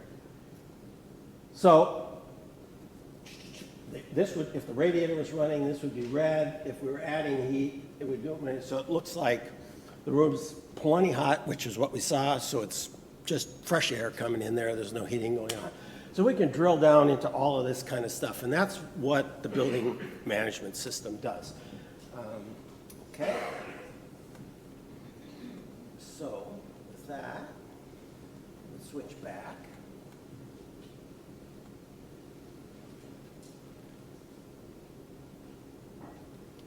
when you go down, if you're going to go on the tour, this is actually it's actually much nicer now. It's all painted white. It's got nice flooring, steps and all that.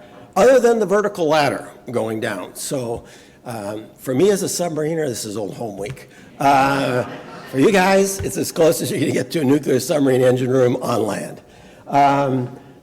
This is what the 3 heat pump units look like. Those 3 gray cabinets. There's 2 heat pumps in each, 6 total. On the coldest day of the winter, we can maintain we did maintain the temperature with 3 of the 6, but you need more because, like, if you're going to raise the temperature, because we set back the chapel, it's only used once a week. When you raise that thing up, kicks in 2 more pumps, and then you have 1 extra for maintenance and stuff. Here's some lessons learned hard, which is probably worth writing down.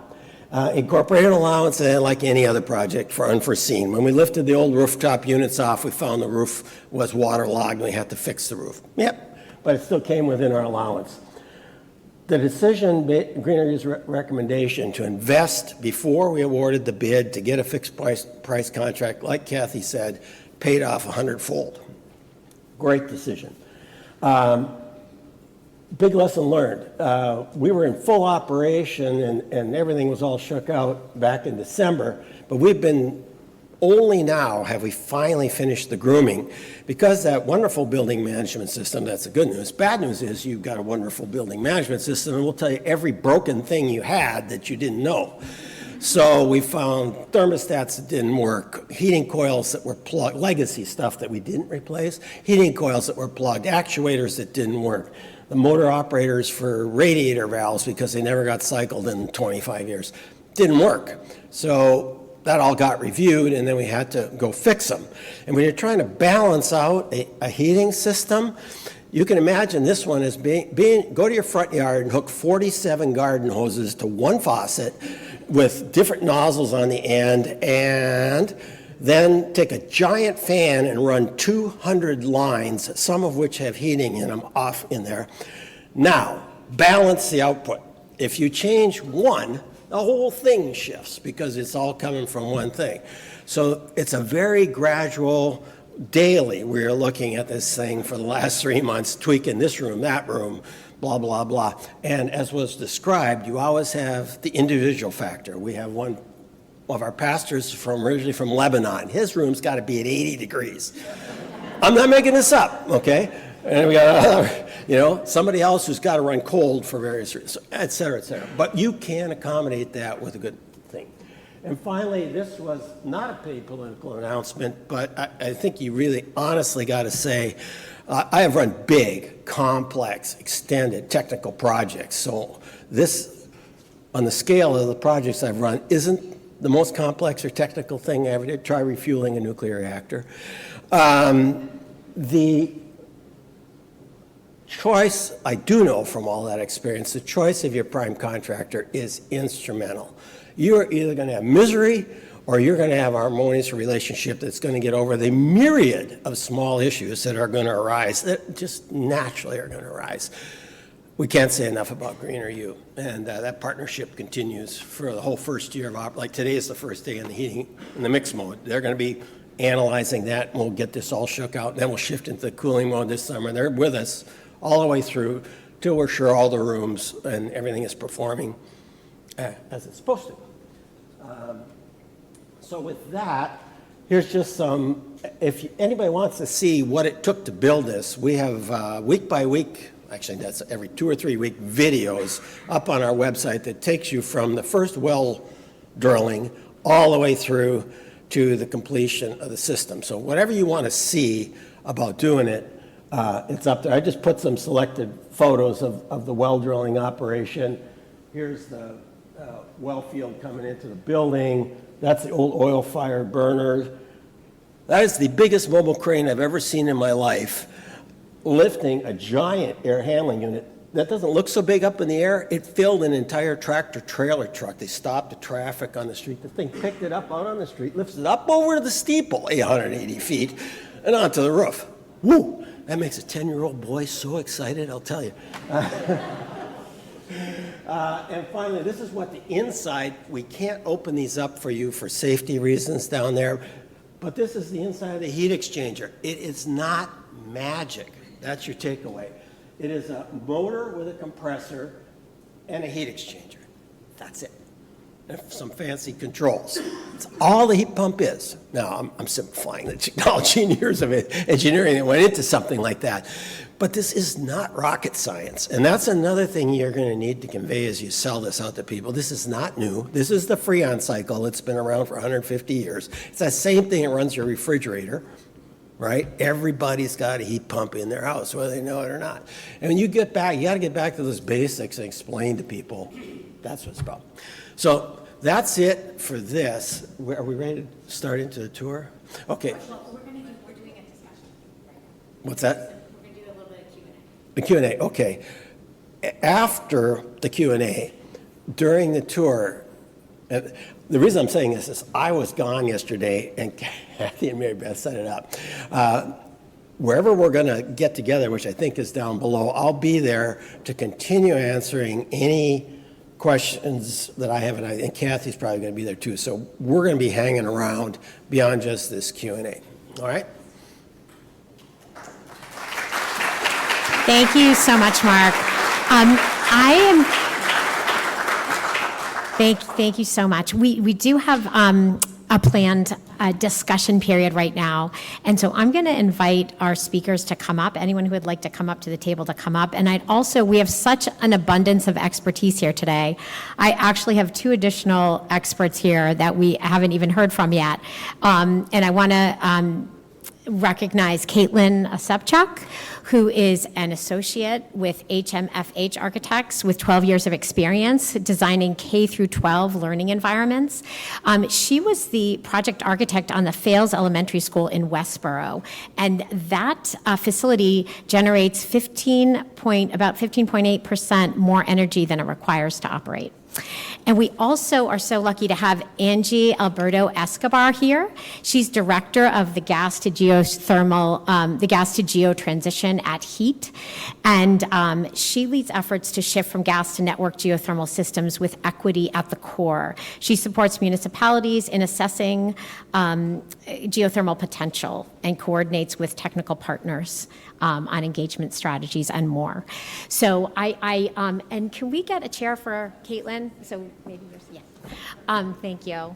I just want to, I feel, we know that there's a lot of questions in the audience. I just want to give just very, very brief time for Angie and Caitlin to speak if they would like to, and maybe just 2 minutes max. Angie, if you wanted to speak a little bit about the preparation and how to position a community for network geothermal. Sure, it's a large task. There's a lot of coordination involved with a lot of individual parties, right? When you are doing a geothermal system for a church like this, you usually have a single decision maker, or it boils down to a single body that's making a decision. When you are looking to do a networked geothermal project and bring this technology that is tried and true to a distributed set of decision makers, you really have to start first with education, like we're doing today. Thank you, Mary Beth, for leading the charge here in Wellesley, so that folks know exactly what geothermal is and what the outcomes or benefits are for the long term, and they can start to think in that paradigm. And I would say doing some basic citizen science, either in partnership with a municipality or in coalition with your neighbors, about when are these major upgrades going to happen in my home? When is my furnace likely to give out? What's the age of it? And start to think of your neighborhood or even your entire municipality a few steps ahead of time, because when your furnace breaks, you likely have to replace it right away. So having a little bit more runway, doing building assessments and kind of collating it together as a town, as a neighborhood, I think is a good step that really doesn't take a lot of engineering expertise. And there's a lot of good tools out there for that. Thank you so much, Angie. And Caitlin, I wondered if you had, feel free to react to any of the presentations we've seen today, or speak about, feel free to speak about some of the experience. I know you've had experience troubleshooting systems that are in operation and really actually problem solving after the installation happens. Yes, so thank you, Mary Beth. I'm happy to be here. HMFH focuses mostly on public K through 12 educational facilities, so a similar process that this church had to undergo with getting everyone to buy into the added initial cost for a geothermal system. HMFH typically has to run through just to get a school approved through the schematic design process. So taxpayers get to weigh in, and we do a lot of outreach in a similar format.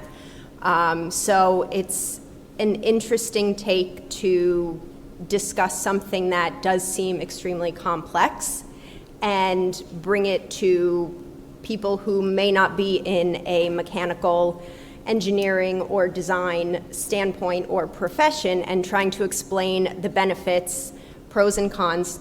There are always cons to things. But showing that the pros definitely outweigh the cons, and explaining it in a way that makes it something that is easily understood, attainable, and something that people get excited about. We heard that mechanical systems aren't really sexy. I would absolutely disagree, but it's an interesting process, and I'm just happy to be here. So.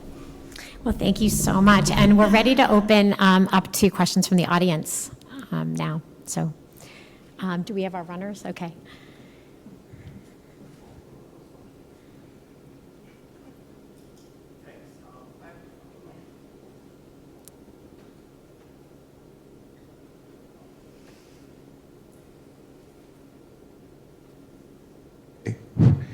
I've got a kind of a business structure question that I haven't heard yet.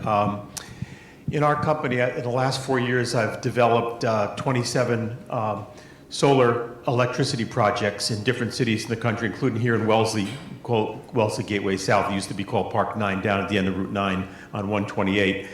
And on all of those, we never used any of our own money to develop these projects. We went to a third-party solar developer that put together the funds to design, permit, build it, and maintain it over a long-term contract.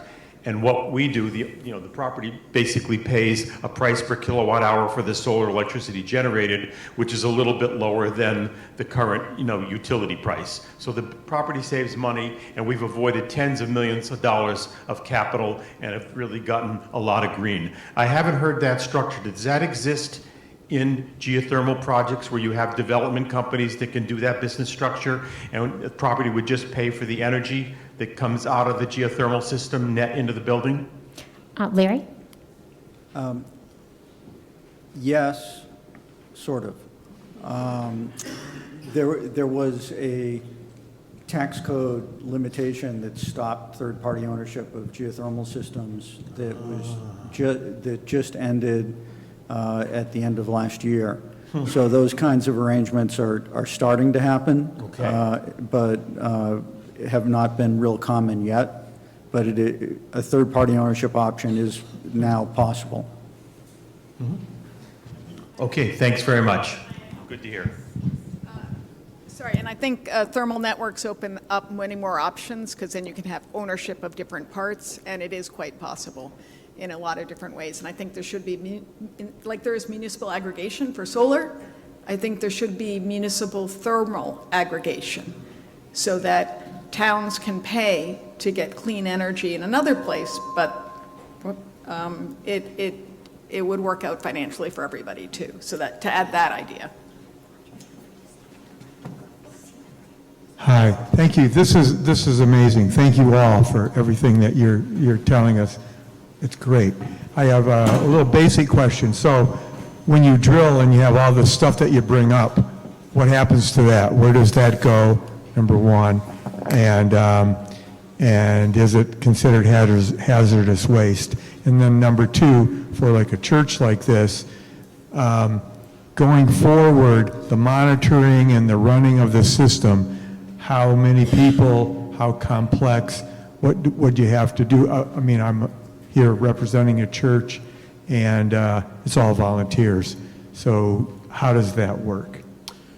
Okay, so we can talk to, assuming you're drilling into rock and you're going to have a closed loop system, you might be doing other types of drilling, open loop into water or whatever. But assuming you're doing dry wells like us, what comes out, two things, you push air down the well and water to cool the bit and air to push the tailings. That's the stuff you grind up out of the well. And if maybe you remember that picture I had up there, I had a red thing, that catches it at the top and it goes into a dumpster where the water and tailings are separated, and those have to be, in our case, hauled off-site and properly disposed of. It's not hazmat, it's just not, you're not going to put it down the storm sewer, right? Or you're not out on a farm where you could, you drill a well on a farm, you just put it right there. So that's what you do with that stuff, okay? And the other, operating it. Well, one of the questions we asked the heat pump vendor is like, I'm a submariner. Do I have a guy down here watching it? Do we go down every hour? What is it? And he said, well, most customers turn the lights on once a week and go down and look at it. And that's about what it's looking at. I mean, we have all sensors. If it stops functioning, we're going to know by the monitoring system. If there's a leak, we have sensors down there for that in the monitoring system. So we really only need to go down there to do a visual just to make sure there's not something weird happening. On the roof, even less. And the service contract is $18,000 a year for us. And it consists of 2 visits. One changes the filters and gives a visual. And the other one changes the belts in the fans and changes the filters. That's it. What we need to do to be operated, we need to be able to do the owner aspect of looking at that building management system and say our rooms are running like they're supposed to be. We can do manual reset. We can ourselves reset alarms if they occur, and we get notified remotely. If it's a failed component, then we have to call the appropriate person. Although we do have, there's only one single point of failure, and we have spares in hand for that single point of failure. Everything else got 2 everythings, 2 pumps, 2 fans, blah, blah, blah, blah, right? So even if one goes down, the system keeps going, and we call the support contract.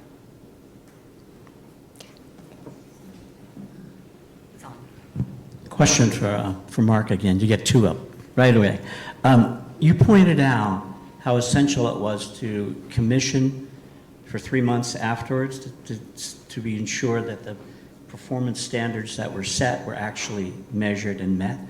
What were the 2 things maybe 2 items in that commissioning process you would have liked to have known as you ultimately installed and operated the system? What did you get from that was essential? I would have tested the components before we started the geothermal and replaced them while I had 100 contractors crawling all over the building, instead of trying to intersperse it between church services and schoolrooms. So I should have known that we would have found failed components, and I should have tested them way back. There's a big lull. Kathy said we dropped that first well, and then there was 3 months of just procurement of materials. We could have easily tested all that stuff, ordered the parts, and then when the contractors came in to do all the heavy work, they would have done that. So that's one.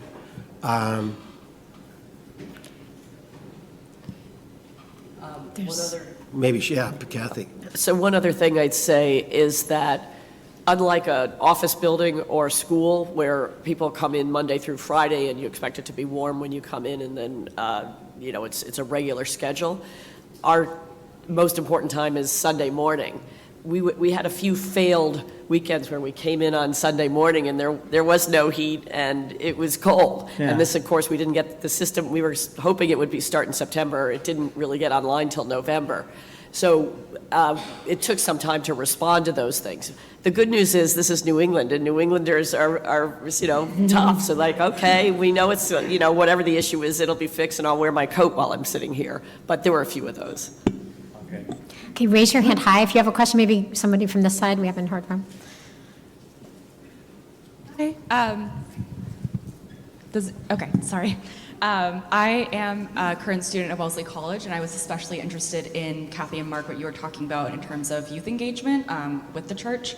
And I was just wondering, in terms of like the broader community engagement, at least in my experience, I'm at the student-run environmental organization at Wellesley College.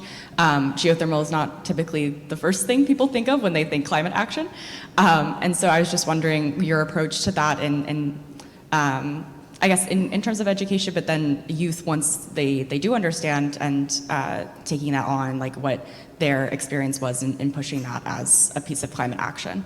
First off, Wellesley does have a 10-year plan that's focused on geothermal. I hope they can execute it. I hope we inspire them that it's going to be actually better payback than they think. That's a lesson we came away with. Second, We think there's some folks from Wellesley, maybe the folks from Wellesley College could raise their hand. You hear? Okay, okay, the students more. All right. And we have their sustainability leader.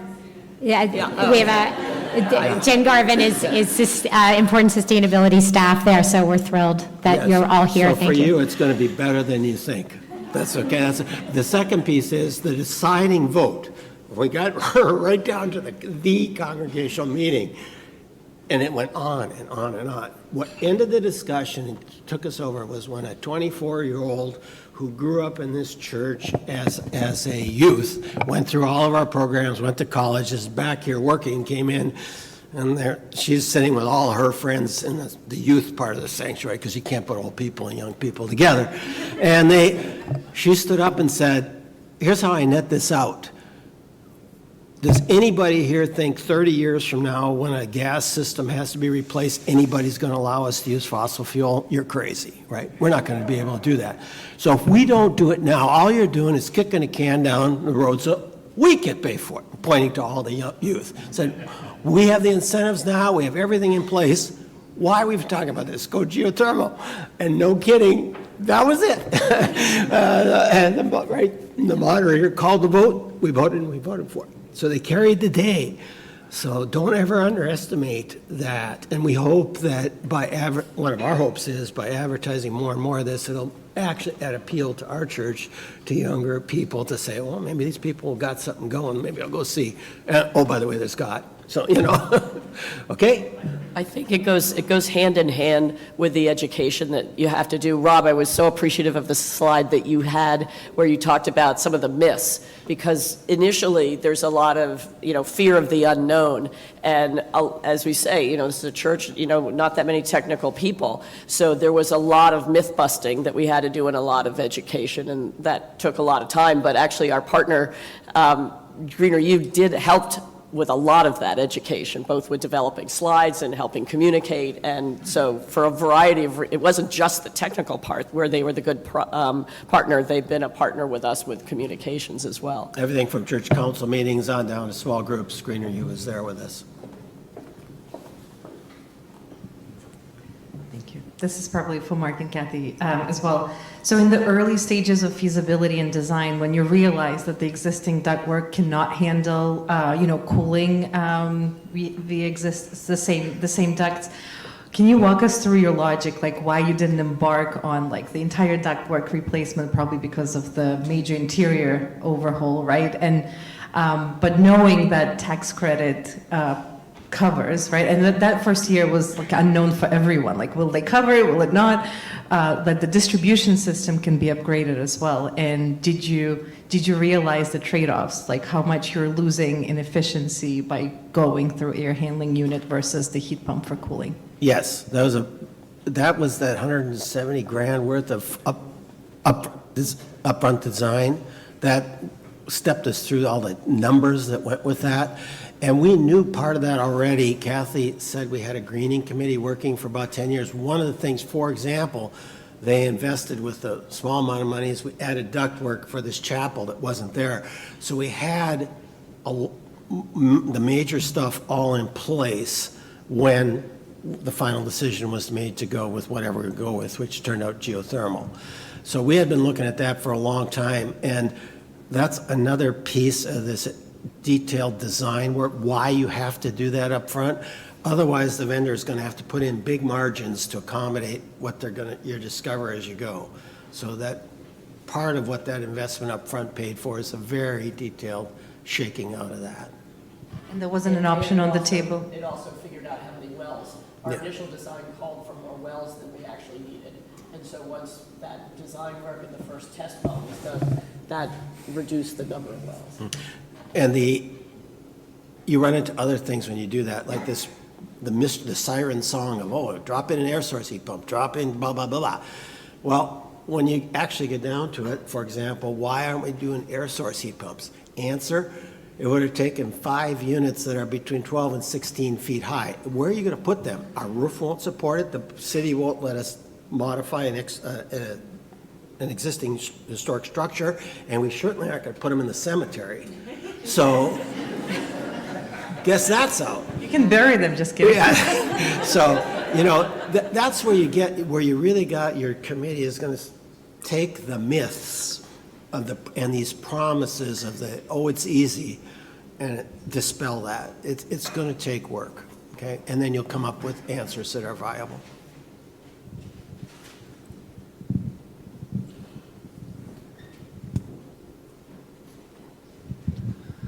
This may be too basic for this audience, but you have emphasized the importance or the advisability of getting a fixed price contract. And I want to make sure I understand that concept. What is it? A fixed price contract says we will do the project for X. Top to bottom, side to side. And part of it was predicated, we had done a major renovation to the building in 2002 where we expanded the size of the village common and built more classrooms, et cetera. That was not a fixed price contract, and it kept getting multiplied as far as in the millions. And so there was historic memory of that, and did not want to repeat that experience. Yeah. Cost plus, for example, and stuff. So to be fair to any company to do this, and Greener U was the only one willing to attempt geothermal on fixed price, they told us up front, look, here's what we need. You're going to have to spend this much money, then we're going to know enough to bid it where we can remove the margin. And it took them integrating their major principles, the welding, mechanical, electrical, and everybody. All of them sitting down at a table and all looking at this and go. Yeah, and it took months. I mean, we started in January with the design. We didn't get till September. So it was this is work, but it really, really paid off. Well, the other aspect is that MassSave, as a partner, giving us their rebate, which was a large rebate, it was $661,000. They require a lot of the engineering and design. They want to make sure that we're not building something that's too big or, that's not big enough, and then you'd have to come back and do something else. So all of that engineering that was done was not only helpful to the fixed price contract, but it also helped the process with MassSave. Okay, thanks. We're going to do this. FYI on MassSave, that came in, we got the check 1 month after the project went live, right? Yeah. So you can get that check fast, and that's a big help. And just, I don't know if you saw those numbers on a $4 million project. Our federal claim, which we're about to submit, is $1.95 million, almost $2 million. It's huge for us. It's just unbelievable. So this corner, and then in the far back corner. So we'll do you first. Oh, thank you. My first question is for the audience. How many of you are representing churches here?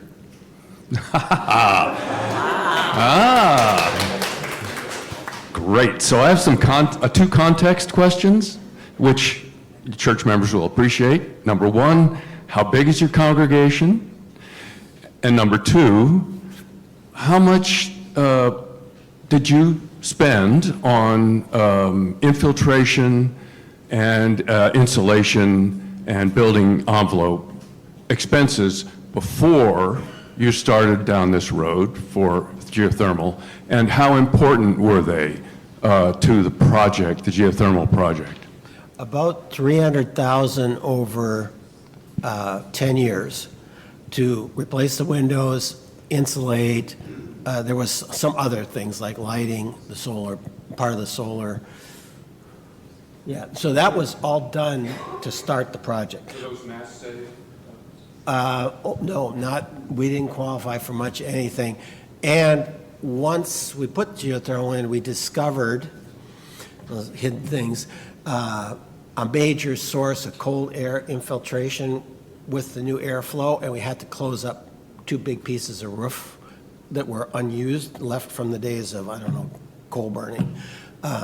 When you go down the boiler room, or to the geothermal room, the back room there, one of the pump rooms, that started out as a coal bunker, then it became an oil fuel tank room, and now it's the pump room for geothermal. So 100 years of building history here. So to answer about sort of how many members we have here, I mean, we have hundreds of members. There's probably about 200 active members. So. I think we figure 300 no, I think it's more. I think we figure 300 giving units. Yeah. Giving units. Now, we are Wellesley, right? And, but that is not all this gold glitters. And the only real big break we got was we came in actually under the numbers you saw up there for the geothermal project because we borrowed from our own endowments at market rates, but we said we're not going to tap long-term investments, so we planned to go to the commercial market to bridge over until we got the federal incentive. Our capital campaign, which was designed to come in over 3 years, 50% came in the first 4 months. So we did not have to go to commercial markets. So we saved a couple $100,000 in interest. Okay, I think we're back. Hi, I had 2 questions. I hope it's okay if I go back to the network geothermal discussion. Maybe this one is for the woman in the white coat from HEAT. So the first is, I'm intrigued by the idea of shared waste heat from data centers and ice rinks and such. And but one thing that crossed my mind is that some of that waste heat is generated by fossil fuels. So I'm just wondering how you feel about that question. And my second question is, it sounds like you're saying that by increasing the ground temperature in the summer by a few degrees, you're actually in a way saving that heat for the winter. And so I just was hoping you could discuss that a little bit more. Yes, so briefly on the first one, electricity in Massachusetts, our sources of electricity have been getting cleaner and cleaner. So emissions from electricity will change as the grid makes changes. So in terms of the second question was about, sorry. Saving. Yes. So so if you're basically putting a lot of heat in the subsurface in the summer, right? And so in the winter, you can use that heat, and it makes the overall. It's like a battery, right? It's a storage system that because you're saving energy, you're putting heat in the ground in the summer, then you're able to use that heat in the winter. And overall, your balance of how much you're putting in the ground and taking out of the ground ideally would stay constant.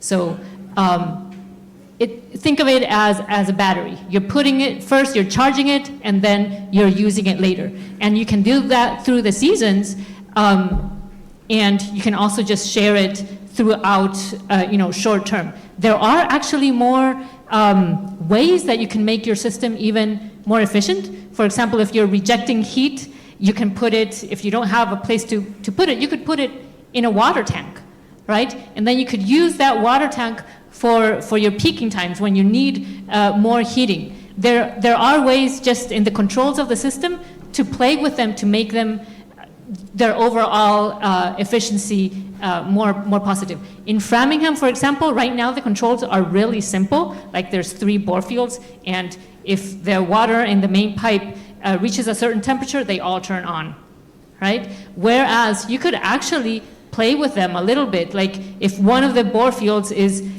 heating up more than others, then you could play with the speed of the pumps. The faster the speed of the pumps that you have in each bore field, the more heat you're putting in the ground at some point. If you have the speed a little bit lower, then you're putting less heat in the ground. You could play with those controls to make the system more efficient. And it works actually within the building. When I showed you that mix mode, I didn't have time to show you the numbers up there, but as the cold air goes to the roof, it's warmed up to cool, the water's warmed up. That warm water then goes over and does the heating. So the heat pumps are working, we're actually moving heat from the hot side of the building to the cold side of the building, and we're only running the heat pumps as necessary to balance it out. If I may add to these remarks real quick, I think what the picture that Isabel's painting here is of a thermal marketplace, right? So thermal energy, it's large, it's invisible, right? We can't tell what temperature is, but it's all around us. There's waste heat, yes, emitting from sources that are fossil fuel based today, but likely that same refrigeration center, whether it's a small grocery store or an ice rink, will still be rejecting heat because of its cooling needs. So the ambient temperature loop that was discussed in the network geothermal talks is bidirectional by design. It's only one loop. Instead of having one cooling loop and one heating loop and have them be separate and function separately, by having a single ambient temperature loop, you can absorb and reject that thermal energy around the sources, the sinks that you're connecting in a really dynamic way. And so if loads change, whether, a business shuts down, so you no longer have that load, you are still able to be dynamic, as Isabel was saying, through the operations of the system, and also depicted in the building energy system here in the church. So think of what Mark shared, but in maybe a regional scale or a neighborhood scale. So that's really what heat is talking about a lot of the time, is evolving our thermal energy system to include all of the thermal energy around us, whether it's geothermal underneath our feet, the ponds, the lakes that have excess thermal energy because of our warming climate, and harnessing some of that for the energy that we need in our building. So I just wanted to make that quick point. Thank you. I want to take the liberty of just staying on this networked topic a little bit longer to understand, are there things that we should be doing with our single building projects that can position us for the future of a networked thermal system? Okay. So one of the things I was going to say is there was briefly touched upon the idea with a single building installation of thermal drift, that you might be using, say, more heating than cooling over the year. And so the temperature of the ground, you're taking the heat out of the ground gets colder and colder over the time, and that's called thermal drift. If you, as a church, I guess primarily here, stub out the system so that at some point you can interconnect with a larger thermal network, then you can sell that excess energy, and you can therefore stop the thermal drift. And then, becoming part of that thermal network. So one of the things you can think about is stubbing out your system to interconnect, to allow yourself at some point, if you have thermal drift, to make a problem into a benefit, sell that thermal energy. When you leave today, if you look on the street over here, you'll see these row of offices over there. They're all a single owner. It was originally our aspiration to say, why don't we put the oil field down the middle of the street and all the buildings could access it when they want. It just got to be a bridge too far for a church to take on and the timeline we had. But that would be a great example of where it would all work. So briefly to add to Audrey, so churches, big buildings are great so-called anchor buildings that can be like the first building for a network to grow around it. Churches already, are community centers that can build that network, and who wants to connect around those buildings. So thinking that maybe you're doing it for an individual building, but plan already in the design to have, as Audrey mentioned, a hookup to a potential loop that would go there. We're actually doing that right now in the Framingham expansion project. We have budget for this second loop, But we're thinking, oh, so what if there's a third loop and a fourth loop? How would they connect to the system? Let's think about that and leave, stubs. Let's leave connections. Let's make the pipe bigger because we think that there's going to be other loops connecting. For example, in the first pilot project, that was not done. So now we're kind of being creative as to how we connect the second loop to the first one. But as we grow, we want to think about what's coming next. Even if there's no plan immediately in the next 3 years, maybe it's 5 years, maybe it's 10 years, but you already made it easier for that connection to happen. Aside from the technical as well, churches are, centers with strong community voice where you can hear feedback about geothermal, about greening your city or town generally. And that's what's being done up in Salem, Massachusetts. Larry is part of a team there where folks are convening around a network system that is largely led by a reverend of a church. And I think there's a lot to say about the positivity and optimism that houses of worship provide for our communities and the inherent link that I see, at least, with climate action. And so I really do urge all of you all in the audience to consider what voice you may have in advancing climate action through your church, even if it is just stubbing out on the technical side. But on the community side and engagement and education side, you guys are very, very powerful and strong pieces of the community and a great place for folks to learn more. On that note, on the houses of worship, I am happy to facilitate connection. I'm sure you already have maybe methods of that, but around among our houses of worship that are here today, happy to help facilitate connections among you as we go forward. Do you want to get this question? If our speakers are willing to stay, I'm still seeing a lot of hands. And I think the question is does anyone want to go on a tour that has to leave by 12? Yeah. Okay, that's a great point. So do we want to maybe some start? of us could go, yeah, maybe we yeah. can start some tours. Yes.